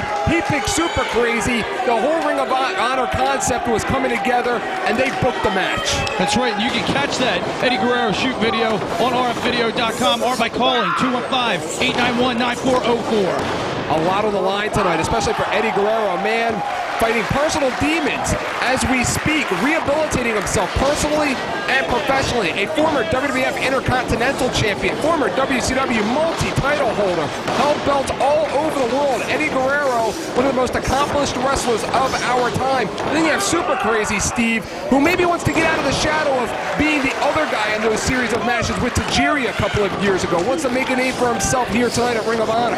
Make a name for himself. Super Crazy is known throughout the world. Japan, Mexico, Puerto Rico, and the United States. Former ECW World Television Champion. And this man can do it all. This is going to be one heck of a contest. And Steve, you could add a lot of insight into this here because you're a wrestler that has been in the ring with your mentors. Like Super Crazy is in there with Eddie Guerrero, a mentor, a man that he has idolized, a man that he looks up to and respects. You have been in there with some of your mentors, Dusty Rhodes, Barry Windham, Al Perez. What is going through the mind right now of Super Crazy? Is he a little bit nervous, maybe a little tentative? Oh yeah, you're very intimidated when you wrestle a hero, but you know, once the match starts going, once you start getting hit, you realize that, hey, this may be my hero, but you know, I want that championship, I want that win, I want that money. You know, the IWA Intercontinental Heavyweight title is an important title, and you know what? The final is right here at Ring of Honor, which is very, very special. Absolutely. This matchup to be broadcast on IWA Puerto Rico television. This a very monumental matchup, a dream matchup for fans all over the world for these two. And these two bring about a hybrid of both lucha and American style wrestling. Should be a great one. And don't forget Japanese style. Absolutely. That's why you're here. That's right. I know it all. Yes. Eddie Guerrero now has him set up for a belly-to-back suplex, drives him down. Eddie Guerrero looks great tonight, doesn't he? Oh, he does. Just like you said, you know, he's fought the personal demons, and you know what? You got to really respect a man that has fought through the personal and the physical demons to be here at Ring of Honor to wrestle for this important championship. And while we have this time, how about what we saw just a few minutes ago before this matchup with Mikey Whipwreck and Super Crazy yelling at the Maximos, Divine Storm, and XL and making the matchup for next month here at the Ring of Honor? It was crazy. Mikey went to his old friend Super Crazy. He needed an interpreter. I think they got the word out. Absolutely. And how about HC Loke? He made some kind of a call, was looking for some kind of backup, said he was going to come here next month and make an impact. Who do you think he called? Was it you? Oh, of course not. He doesn't like me. He doesn't like you. Not a lot of people in that locker room do like you, Steve, do they? Eric, that's not what they tell me. Yes. Eddie Guerrero now with a headlock, taking things slowly here with Super Crazy. That is the style of Eddie Guerrero. He likes to build up the momentum. If you're Super Crazy, what do you do to combat that? Do you try and take Eddie out of his game psychologically or physically? Yeah, you have to switch it up a little bit on Eddie Guerrero, you know? Don't let him get into a routine or he's going to beat you. Super Crazy takes Eddie Guerrero down with that arm drag. Eddie Guerrero up and over goes Super Crazy. Crazy going up top. Very nice. That's the last time you saw an arm drag from the top rope. I did one. Never mind, it's not important. And right now, Super Crazy taking liberties with Eddie Guerrero, maybe taking a more aggressive route. Hey, maybe his hero, but he wants to be the champion. Absolutely. If you're Super Crazy, this is the opportunity of a lifetime for you. This is the time. Maybe you don't have to prove anything to critics or to fans or to the wrestlers in the back, but maybe you have to prove something to yourself. Oh, absolutely. And like you said, the one time that they wrestled, Eddie Guerrero had his hand raised in victory. Super Crazy has that on his mind. And Eddie Guerrero has a lot of issues going on in his mind right now, trying to rehabilitate himself. He has those demons that we talked about. This is all part of his rehabilitation process. Wrestling a guy like Super Crazy, wrestling on this prestigious show like Ring of Honor. Oh, absolutely. Eddie Guerrero has come through a lot. He's gone through major stress in his life. And you know what? I think he's honored to be here at Ring of Honor. I think Super Crazy's honored to be here at Ring of Honor. And oh my goodness, did he just drop him on his head on the concrete floor? I don't think there's anything honorable about that. And look at the face of Latino Heat. I think we're seeing a little bit of that Latino Heat now oozing machismo out of Eddie Guerrero. Oh, it's the competitive fire of Eddie Guerrero. He knows how to break the rules. He knows how to use the rules to his advantage. And you know what?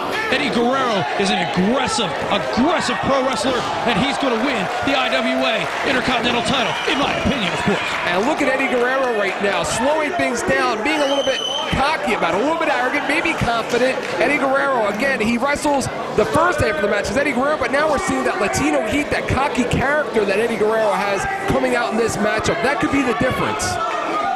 Once again, it may not be cockiness, it may not be arrogance, it may be just confidence. And a big fallaway slam there from Eddie Guerrero. Eddie Guerrero, of course, no stranger to this town of Philadelphia, made his reputation wrestling in a building around the corner in Philadelphia, as did his opponent. But that is the past. This is the future, the present, the Ring of Honor. This is where it is at. Guerrero stretching Super Crazy, trying to wear him down, because when you wear your opponent down, Super Crazy usually uses the aerial maneuvers. When you don't have any wind and your muscles are being stressed out, you can't fly and you're off your game.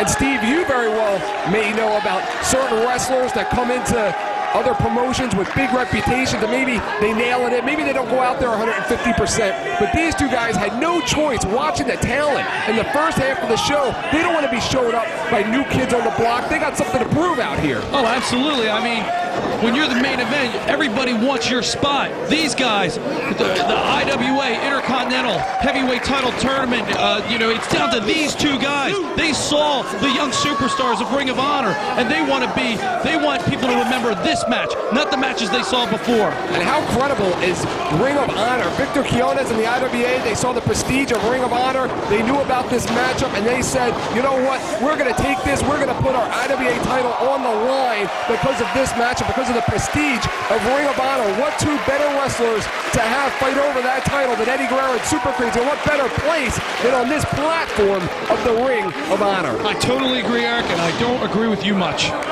Well, chalk that up for one. And Super Crazy now going up top. Super Crazy with a moonsault off the second rope. Eddie Guerrero now having a little bit of a problem here with Super Crazy. Maybe Eddie Guerrero came in and took him lightly. Maybe he knew how admired that he was to Super Crazy and thought he could get by him a little bit easier. Oh, I don't think so. Eddie Guerrero doesn't take anybody lightly, because Eddie Guerrero is a superstar. Eddie Guerrero knows how to get the job done. Eddie Guerrero is all business when he's in the ring. He doesn't take anybody lightly. Eddie Guerrero has held championship belts from all over the world, territories, organizations, promotions. He's been on a national spotlight. He's been on that platform. What a coup it would be tonight for Super Crazy to beat him. Eddie Guerrero right now setting him up for a Hurricane Rana off the top rope, but he nails it. Are you surprised that he's not following up so quickly with a pin? Yeah, I am a little surprised, but Eddie Guerrero knows what he's doing. He's a technician in there. Maybe he's got a plan. Eddie Guerrero now Super Crazy with the reversal. Ducks under, does Eddie Guerrero. Ooh. And a big leg lariat by Super Crazy. The thing about these two guys, they may start it out slow, but once they turn it on, it's going to get fast and fast in a hurry. Oh, yeah. When they start to pick it up, there's no stopping them. They start off methodical, and then it's fast-paced from there. Super Crazy right now has Eddie Guerrero in position, maybe for a suplex, maybe for a brainbuster. This match has just been completely back and forth. No real distinct advantage. But Eddie Guerrero now, look at the fire at Eddie Guerrero. Has him up. A side swipe, power bomb. Hey, not enough. Almost. And once again, the fans of Ring of Honor showing their appreciation, not just for Eddie Guerrero, but for both Eddie Guerrero and Super Crazy. How about Eddie Guerrero just driving the back of Super Crazy into the mat, holds on, covers him, still not enough. Total World backbreaker, continues to work on the back. The psychology of Eddie Guerrero is second to none.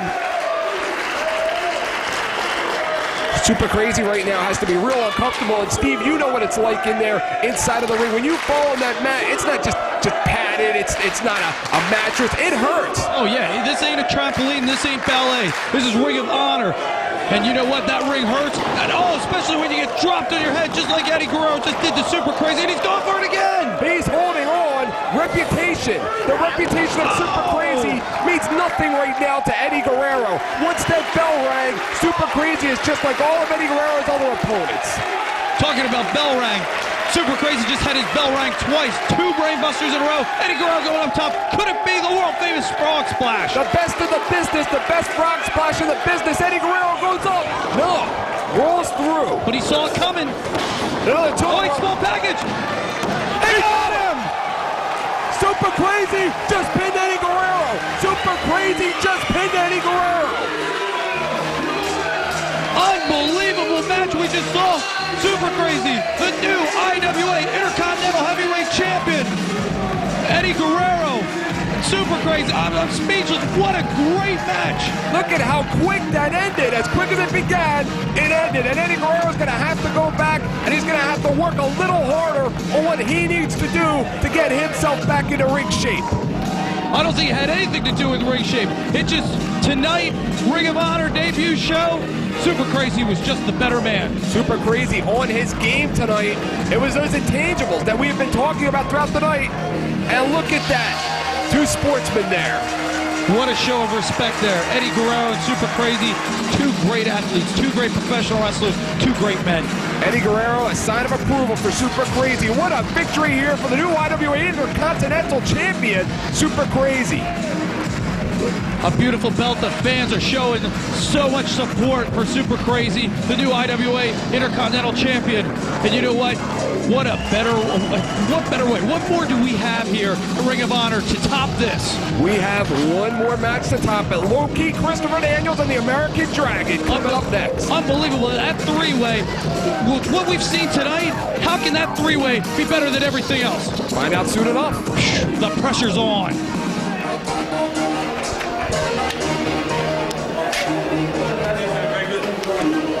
Super Crazy being congratulated by everybody but Christopher Daniels. What's Christopher Daniels' problem?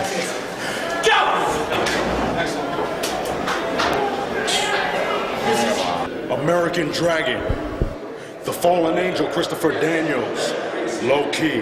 Tonight, Ring of Honor presents these 3 men in a triple threat match to prove who is the top athlete here in Ring of Honor.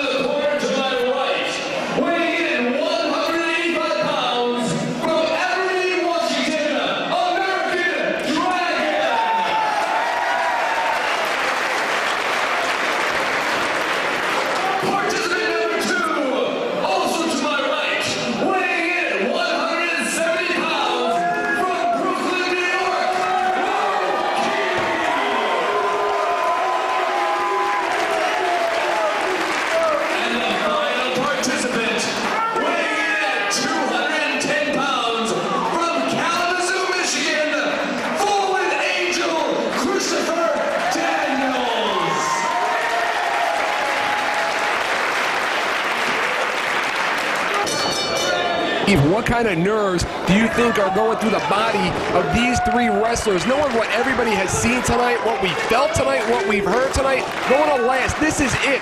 What a pace that has been set by everybody else here at Ring of Honor. What do you think's going through their minds right now? Each one of these competitors have to know that the pressure is on. They've seen some great matches tonight, and they have to be just a little bit better. You have the American Dragon, who is such a solid technical wrestler, has a little bit of a martial arts background, a graduate of the Shawn Michaels and Rudy Boy Gonzalez Texas Wrestling Academy. Christopher Daniels, who you know very well. Oh, yes, I know Chris Daniels very well. One of my best friends, and pound for pound, the best pro wrestler in the world today. You wouldn't be a little bit biased there, would you? No, I know by the fact. When you want a tournament, who do you go for? You want Chris Daniels in your tournament. And that's why he is the hardest working pro wrestler out there, not in just the States, but in the whole world.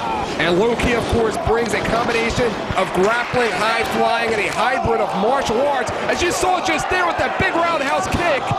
Look at that big chop. You saw a forearm from the American Dragon. All three showcasing their skills and styles just minutes into this matchup. Yeah, all three have different styles. Low-Ki, the most intense pro wrestler that I've ever seen in my entire life. Have you ever seen him in the locker room? Yes, I have. 2 hours before his match, this guy, you can't even approach him. This guy is so intense. He's lifting things. He's throwing things. He's talking to himself. This guy is insane about what he does. He has a passion for pro wrestling, and that's why he is so successful. And Steve, correct me if I'm wrong, but I would think the best strategy against a guy like Low-Ki would be to break that focus, break that psyche, do something to take him off his game. And a psychological mastermind like Christopher Daniels can easily do that. Exactly. You have to get Low-Ki out of the zone.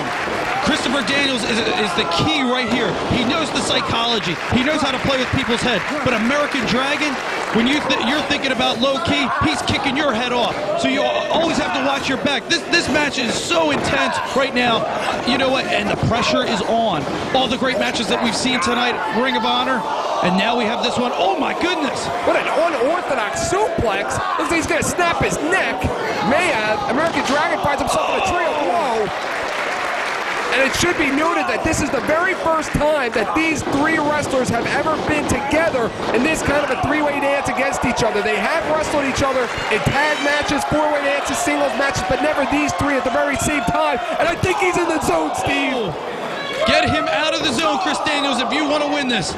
That man can kick hard, and he's going to... Chris Daniels may be thanking American Dragon right then and there. The American Dragon now going early to the counter mutilation. No, broken up. The American Dragon loves to go for that counter mutilation, a very popular submission move out on the West Coast. And Steve, very important to point out that this is one fall to a finish. Unlike other matches that we saw tonight, this is not elimination. That's it. One fall and it's over. So yeah, there you go. Instead of worrying that you can pin one guy or your opponent can pin one guy and then you have a little breather, you have to get that first pinfall or submission to win this match. That will prevent any kind of an alliance for any length of time. Look at this. Have you ever seen anything like that before? No, this is the stuff that Chris Daniels makes up. This is the stuff that he dreams about. This is why I think Chris Daniels is the best out there. Christopher Daniels has traveled all over the world, main evented all kinds of wrestling extravaganzas, all kinds of shows. The Ring of Honor, very happy to have him here tonight.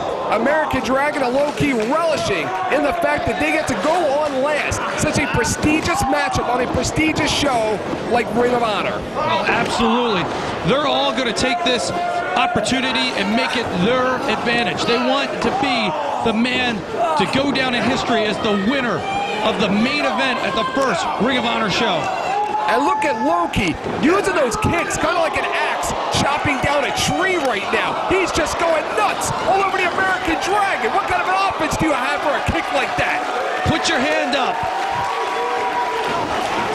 And coming after such an incredible and momentous and emotional matchup like Super Crazy and Eddie Guerrero, you would think that would only add to the nerves of these three. Oh, absolutely. I mean, the butterflies in each one of these competitors' stomach have to be really taken into account because you have the intensity of all three wrestlers and then the nervousness of all three wrestlers because they know that it's not Super Crazy and Eddie Guerrero at the top of the marquee. Right now, it's American Dragon, Christopher Daniels, and Low-Ki at the top of Ring of Honor. A big heel kick there by Christopher Daniels. Christopher Daniels kind of had a puzzled look on his face when Super Crazy and Eddie Guerrero were making their way to the locker room. Maybe we'll have more on that on future Ring of Honor shows. Big gut wrench suplex there by Christopher Daniels. Well, you know, Christopher Daniels, he wants to be the main event. He knows that he's been wrestling for almost 10 years now, and he knows that he deserves that spot. He doesn't want to see a guy like Super Crazy or a guy like Eddie Guerrero who have been on top be in his spot. He's been all over the world, and he's main evented many shows as Christopher Daniels. Low-key, he's one of these guys that everybody keeps their eye on. They say he is the breakout star of 2002, not to be outdone by the American Dragon, of course. Another guy who had early success in his career, the American Dragon, coming from that Texas Wrestling Academy. The American Dragon, Low-key, Christopher Daniels, the list of accomplishments of all three together is just absolutely enormous. Oh, yeah. I mean, this is such a great three-way triple threat match. These people here, too, at Ring of Honor, the fans, the reason that these wrestlers are doing what they do. These guys are beating each other half to death. And you know why? Why's that? Because these people at Ring of Honor expect it. They want these guys to give it 110%, and these guys aren't giving 110%. They're giving 120. And how about the Misawa-style knife-edge chops coming from the American Dragon? Looks like he's setting up Christopher Daniels for some kind of an Oriental Scorpion, but it looks like it's a different version as he's chicken-winging the two arms of Christopher Daniels. Oh, that's got to be painful. Between the shoulders, the hamstrings, the lower back. Oh, and then the American Dragon's thigh. And low-key, what an offense. Those kicks are just absolutely brutal and lethal with the background that he has in martial arts. You can put all of that weight behind those kicks, and that's got to hurt. And they're lightning quick. And look, Dragon still has Christopher Daniels' leg. So every time that Low-key is kicking the American Dragon, Christopher Daniels is feeling the pain too. Christopher Daniels, of course, you've been in there with him, you've trained with him, you've rode with him. What drives a man like Christopher Daniels in a match like this? He wants to be known as the best wrestler in the world. And in my opinion, he is. But you know what? Until he's up top of the Ring of Honor and these fans believe he's number one, in his mind, he's not. And American Dragon going back to those submission maneuvers. Very versatile in those submissions. We saw him go for the cattle mutilation and the version of the Oriental Scorpion. You don't know what he's going to come out with. And the American Dragon and Low-key trading chops in the center of the ring like two gladiators from Greek mythology. Low-key shot in. Ooh. Hard elbow. Low-key down. American Dragon goes for the cover. 1, 2. Chris Daniels tries to make the save. And the American Dragon, not the 10-year vet that Christopher Daniels is, did not hook the leg. What's scary is American Dragon, as good as he is now, what is he going to be like when he is a 10-year veteran? Phenomenal. Absolutely phenomenal. American Dragon now takes over Christopher Daniels, and we talked about it earlier. We talked about it in the first match, how important the first match was to set the pace of the show, and now the final match on such a show like Ring of Honor, this is going to be the last thing the fans see, the last thing everybody remembers. What a prestigious spot to be in on a wrestling event. Eric, I've got to say it, I've seen a lot of shows. I've been a wrestling fan since I was 8 years old. I've been a pro wrestler for 8 years. This is single-handedly the greatest pro wrestling show I have ever seen or been a part of. And the American Dragon and Low-key, who have teamed together in some promotions against their will, mind you, just happen to be circumstances. American Dragon snap-mirrors him over, and he's going to give Low-key a taste of his own medicine. Look at these guys. Who kicks harder, American Dragon or Low-key? That's the question right now. Well, I don't think it's Christopher Daniels. Oh, Chris Daniels is going to find out. That's not how you do it. Oh. An American Dragon, just 20 years old. Low-key, just 22 years old. Just using Christopher Daniels like a kicking bag in a dojo. And the two of them just seem infuriated at this point. Everybody's on their feet except for Christopher Daniels. He's the only one that's not appreciating the kicks that have been given to him by American Dragon and Low-key. Oh! And he got it from both ends. Christopher Daniels even starting to beg off, asking for a little bit of mercy at this point. Oh! And that could just break the shin. Did you hear that? I'll be surprised if one of them doesn't have a broken shin. Absolutely. Low-key down, the American Dragon down. That could break a shin, break a clavicle, anything. And Christopher Daniels is still down too, Eric. But it's a great time for him to take advantage of this opportunity and gather his senses about him. Low-Ki and American Dragon back at it. What a rivalry these two have between each other. Oh, yeah. For what, the last 2 years these guys have gone all around the country with this feud. A lot of mutual respect, but you know, each one of them wants to win every time out. This is what Ring of Honor is about. Honor, respect, discipline. Those are the morals of Low-Ki. And I'm sure Christopher Daniels feels the same as he just drove Low-Ki's head right into the canvas, right the back of it. Absolutely. And instead of going for a pin, Chris Daniels wants to hand out a little punishment for all the kicks that he's taken from the American Dragon and Low-Ki. And goes again for the same maneuver of the American Dragon. I wonder if he's going to go for those Angel's Wings. A devastating move, those Angel's Wings. I have never seen anybody kick out of the Angel's Wings. And again, Christopher Daniels following it up. This maneuver here, the way that he positioned himself for the Boston Crab, you know this better than I, being a wrestler, takes so much out of the back and the legs. Oh, yeah. And he had his knee on Low-Ki's neck, which is really a lot of pain. American Dragon right now looks like he's directing traffic in there. Maybe he's forming some kind of an alliance with Low-Ki. A double suplex attempt here? And Christopher Daniels has to be going on adrenaline right now. Oh, a combination neckbreaker DDT took both American Dragon and Low-Ki down. Christopher Daniels may have both of them pinned right here. Using a defense as his best offense, going for both men, trying to cover both of them. And look at the determination of Christopher Daniels, continuing to go for a cover. And he's mad at Mike Keener. I don't know if it's mad at Mike Keener or more if he's frustrated that he couldn't score the pin right there. But he's going up top, and Christopher Daniels is lethal on the top rope. American Dragon now just chopping him. You talked earlier, you said these chops just embarrass you in the ring, and that's what they're doing right now, just embarrassing Christopher Daniels with those chops. Oh, not just embarrassed. These are the two hardest hitters when it comes to chops. And a double Yakuza kick from both wrestlers. Christopher Daniels right now, maybe his best opportunity would be to slide out. Maybe the American Dragon and Low-Ki would forget about him, and he could take that time to gather his senses. But look at what Chris Daniels did was smart, was he rolled under the first rope so that neither man could score a pin. Absolutely. American Dragon taking a page out of Low-Ki's book, going back to those kicks, and Low-Ki defending with a kick of his own. Oh, absolutely. Whenever you think you have Low-Ki down, you got to watch for those lightning quick feet. But Christopher Daniels tried to take advantage of the situation there, tried to pin American Dragon, but watch out, Low-Ki is right there, but Daniels turned around just in time.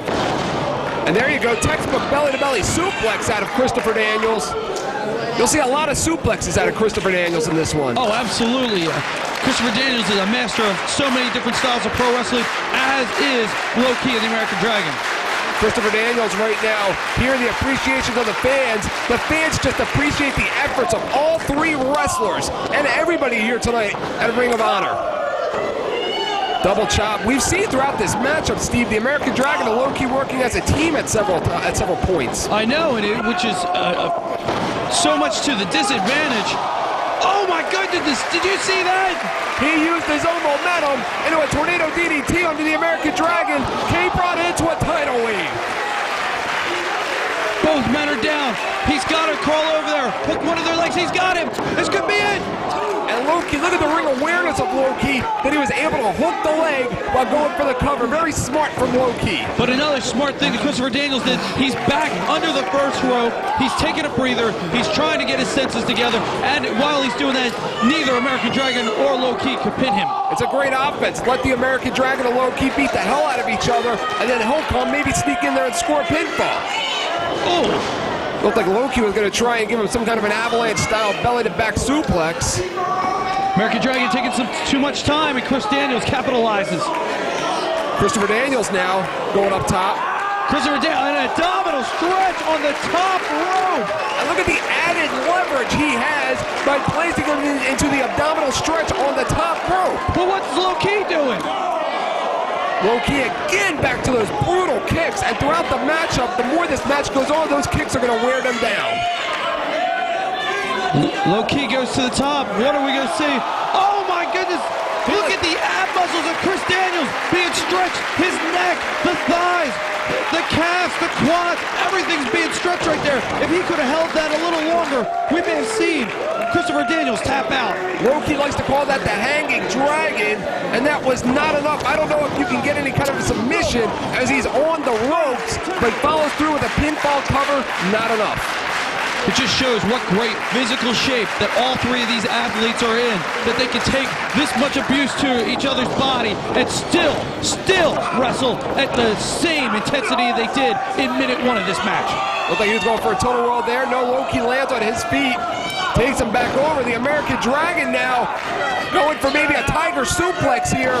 Look at the muscles of Loki. Just trying to get right in the back of the head. Christopher Daniels now Blue Thunder driver. Not enough. What is it going to take to beat one of these men? At this point in time, I think Loki has the advantage as he has been kicking both the American Dragon and Christopher Daniels throughout this matchup, and it has to be wearing him down. Title wave and a miss, no. Christopher Daniels saw what Loki was planning, and he's changing it. Christopher Daniels now. Oh, did you see that? Absolutely brutal. Taking a page out of the martial arts background of Loki. Loki in a real bad predicament right now. Let him chop in his thigh, taking out the leg of Christopher Daniels. Loki up top. Loki can fly. Loki started out in the business as a high flyer and has since moderated his style. American Dragon now up. Looks like he's going to go for a big superplex there. What's Christopher Daniels doing? Christopher Daniels going in to seize this opportunity. Oh my goodness. A belly to back superplex. All three men are down. All three men on the receiving end of that move. Who wants it more, Steve Corino? Who wants it more? That's going to be the deciding factor in this one. They all want it, but who took the worst bump on that? Was it Loki, who came down first? American Dragon, who was stuck in the middle? Or Christopher Daniels, who used all his energy to pick up not one, but two men on the top rope? The reputation of Loki, the reputation of the American Dragon, the reputation of Christopher Daniels. Reputation means absolutely nothing at this point. It's what are you going to do now? Do you have what it takes to pull out the victory? You're just seeing three men right now working on heart and desire. And the American Dragon with the judo-style DDT on Christopher Daniels. Looks like maybe he's going to go for that cattle mutilation. No. Instead, it looks like maybe he's going to go for a dragon suplex. A dragon suplex it is. What a bridge. And Loki knew he had to break that up. Not that he wants to help out Christopher Daniels, but he doesn't want to lose the matchup. Loki now. Looked like he was going for a fisherman suplex there. And Loki taking him down with that hybrid martial arts style, right on his back with a dragon clutch. The dragon clutch by Loki. Could this be it? Look at the American stretching. Did you see the shoulder muscles of Loki as he was pulling on the neck of American Dragon? Did you see the hands, the arms of the American Dragon feeling like he was drowning in water or something? Both of these wrestlers now, Christopher Daniels and Loki trading blows. Christopher Daniels with an STO. Right on the back of Loki's head. And Christopher Daniels pointing to the ropes. He might be going for that triple jump moonsault. Looks exactly like... There it is. It's all over. He nailed it. American Dragon makes the save. Again, American Dragon doesn't want to save Loki because he likes Loki. Loki doesn't want to save Christopher Daniels because he likes Christopher Daniels. It's all about themselves at this point. That's right. It's not about being selfish. It's about being the winner, not being number one here at Ring of Honor. Christopher Daniels pulling a veteran-like maneuver. He is the most crafty of these three. Nails the American Dragon with a clothesline. What a big roundhouse kick. All three of these athletes are on. Oh my! A handspring into a tidal wave by Loki. Would I be wrong if I said that this is not only the greatest triple threat match that you've ever seen, but this may be the greatest match you've ever seen? This is absolutely the greatest match I've ever seen, the greatest match I've ever called, the greatest match I've ever been a part of. This match is absolutely phenomenal, and it's not even over, Steve Corino. It's not over. I don't want it to be over. I'm having so much fun watching these three great athletes go at it. These three are so exciting. You know who's the luckiest? all these fans that are here watching, all these fans that have ordered the tape on rfvideo.com, this match is going to go down in history as one of the greatest matches of all time, and you fans are the lucky ones. The counter mutilation now being applied to Christopher Daniels. He softened him up with that roaring elbow. A twisting Phoenix splash. Are you kidding me? A twisting Phoenix splash at a low key. That American Dragon was bridged up, so he took it worse. But Christopher Daniels took it on the neck also. All three men are down. Low-key used a lot of energy to hit that move. This match, imagine, I'm tired, you're tired. Imagine what these three guys are feeling right now. Oh my Key goodness. Crusher, Key Crusher. That's it. They got That's him. it. Key Crusher does it. Key Crusher does it. Low-key is your winner. Low-key, the main event. Low-key, the debut show of Ring of Honor is your winner. And ladies and gentlemen, he's not just the winner, he's the man that has all the bragging rights in Ring of Honor. What a tremendous show. What a tremendous matchup. What a tremendous wrestler. And low-key to pull it out. He wanted it maybe just a little bit more. It was maybe a little bit more focused. No matter what it was, no matter what it is, nobody can take this W away from low-key. For all you fans that thought professional wrestling has gotten stale over the years, you have to tune in, you have to rewind, you have to see this tape over and over again because you've seen the greatest athletes in pro wrestling here at Ring of Honor.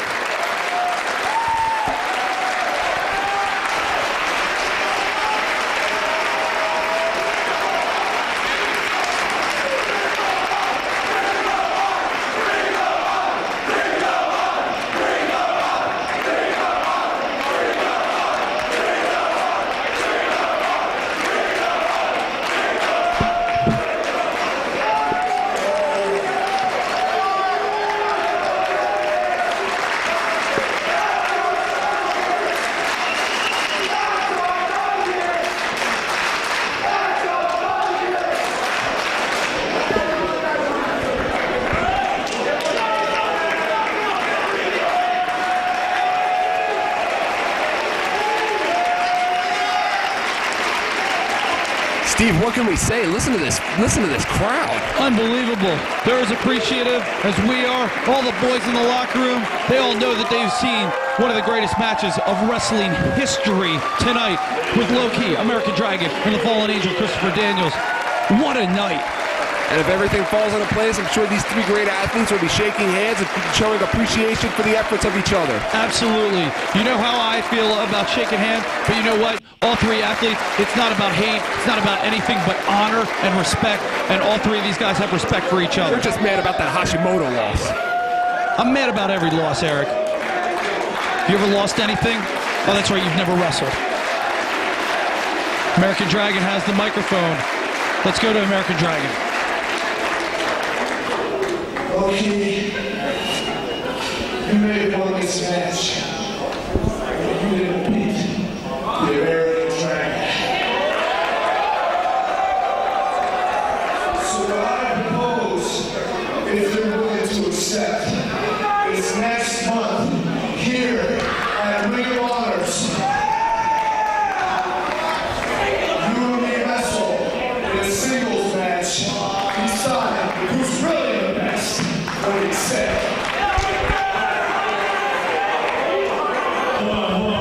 Hold on, everybody.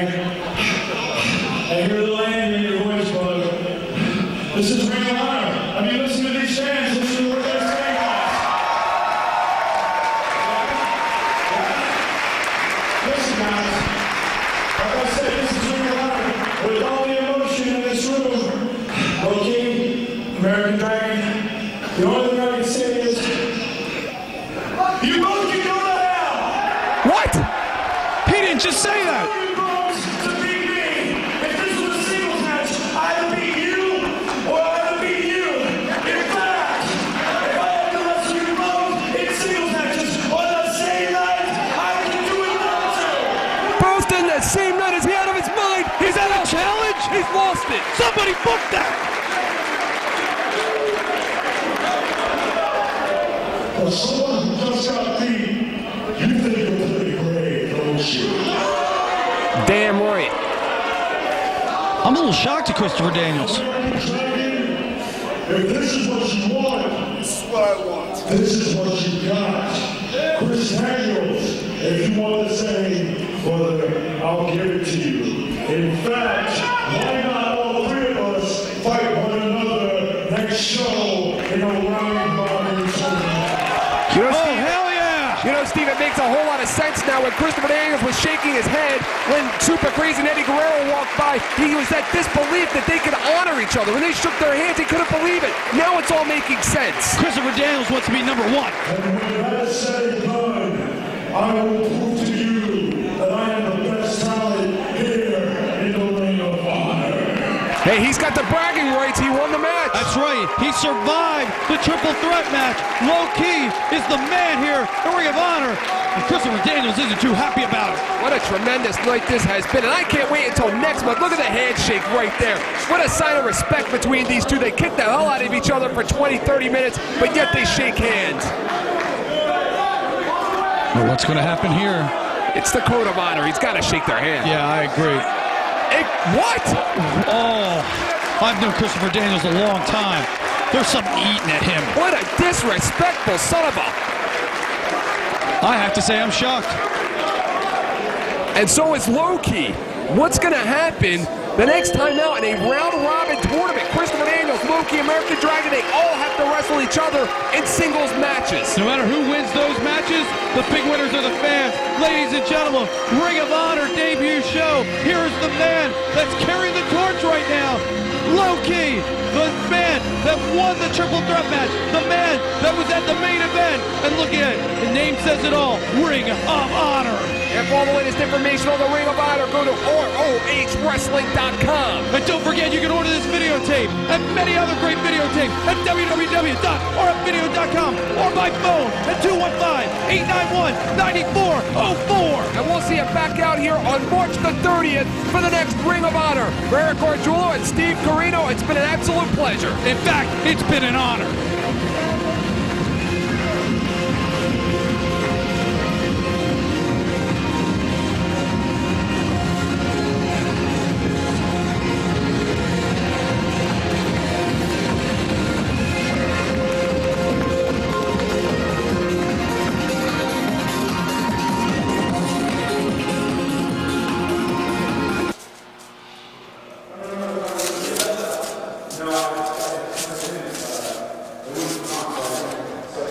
You know, I'll tell you what I think of Ring of Honor.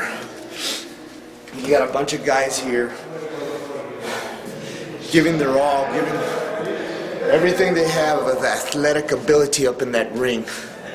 You know, it's not about angles. It's not about money. It's not about who wants to be a bigger star. Ring of Honor has to do with honor. It's got to do with balls, man. Balls up in that ring. I lost tonight. You got an upcoming star like Super Crazy, and I lost fair and square in the ring. You know what that tells me? That tells me that I'm either off my game, or guys are getting better, or I need to get hungry again. The choice is mine. But I will tell you something, Ring of Honor, this is where I want to be. This is where I want to continue, because I see nothing but great athleticism here. I see nothing but hunger here. And I want that hunger again. I want that eye of the tiger again. It's not over. Not by a long shot. That is something.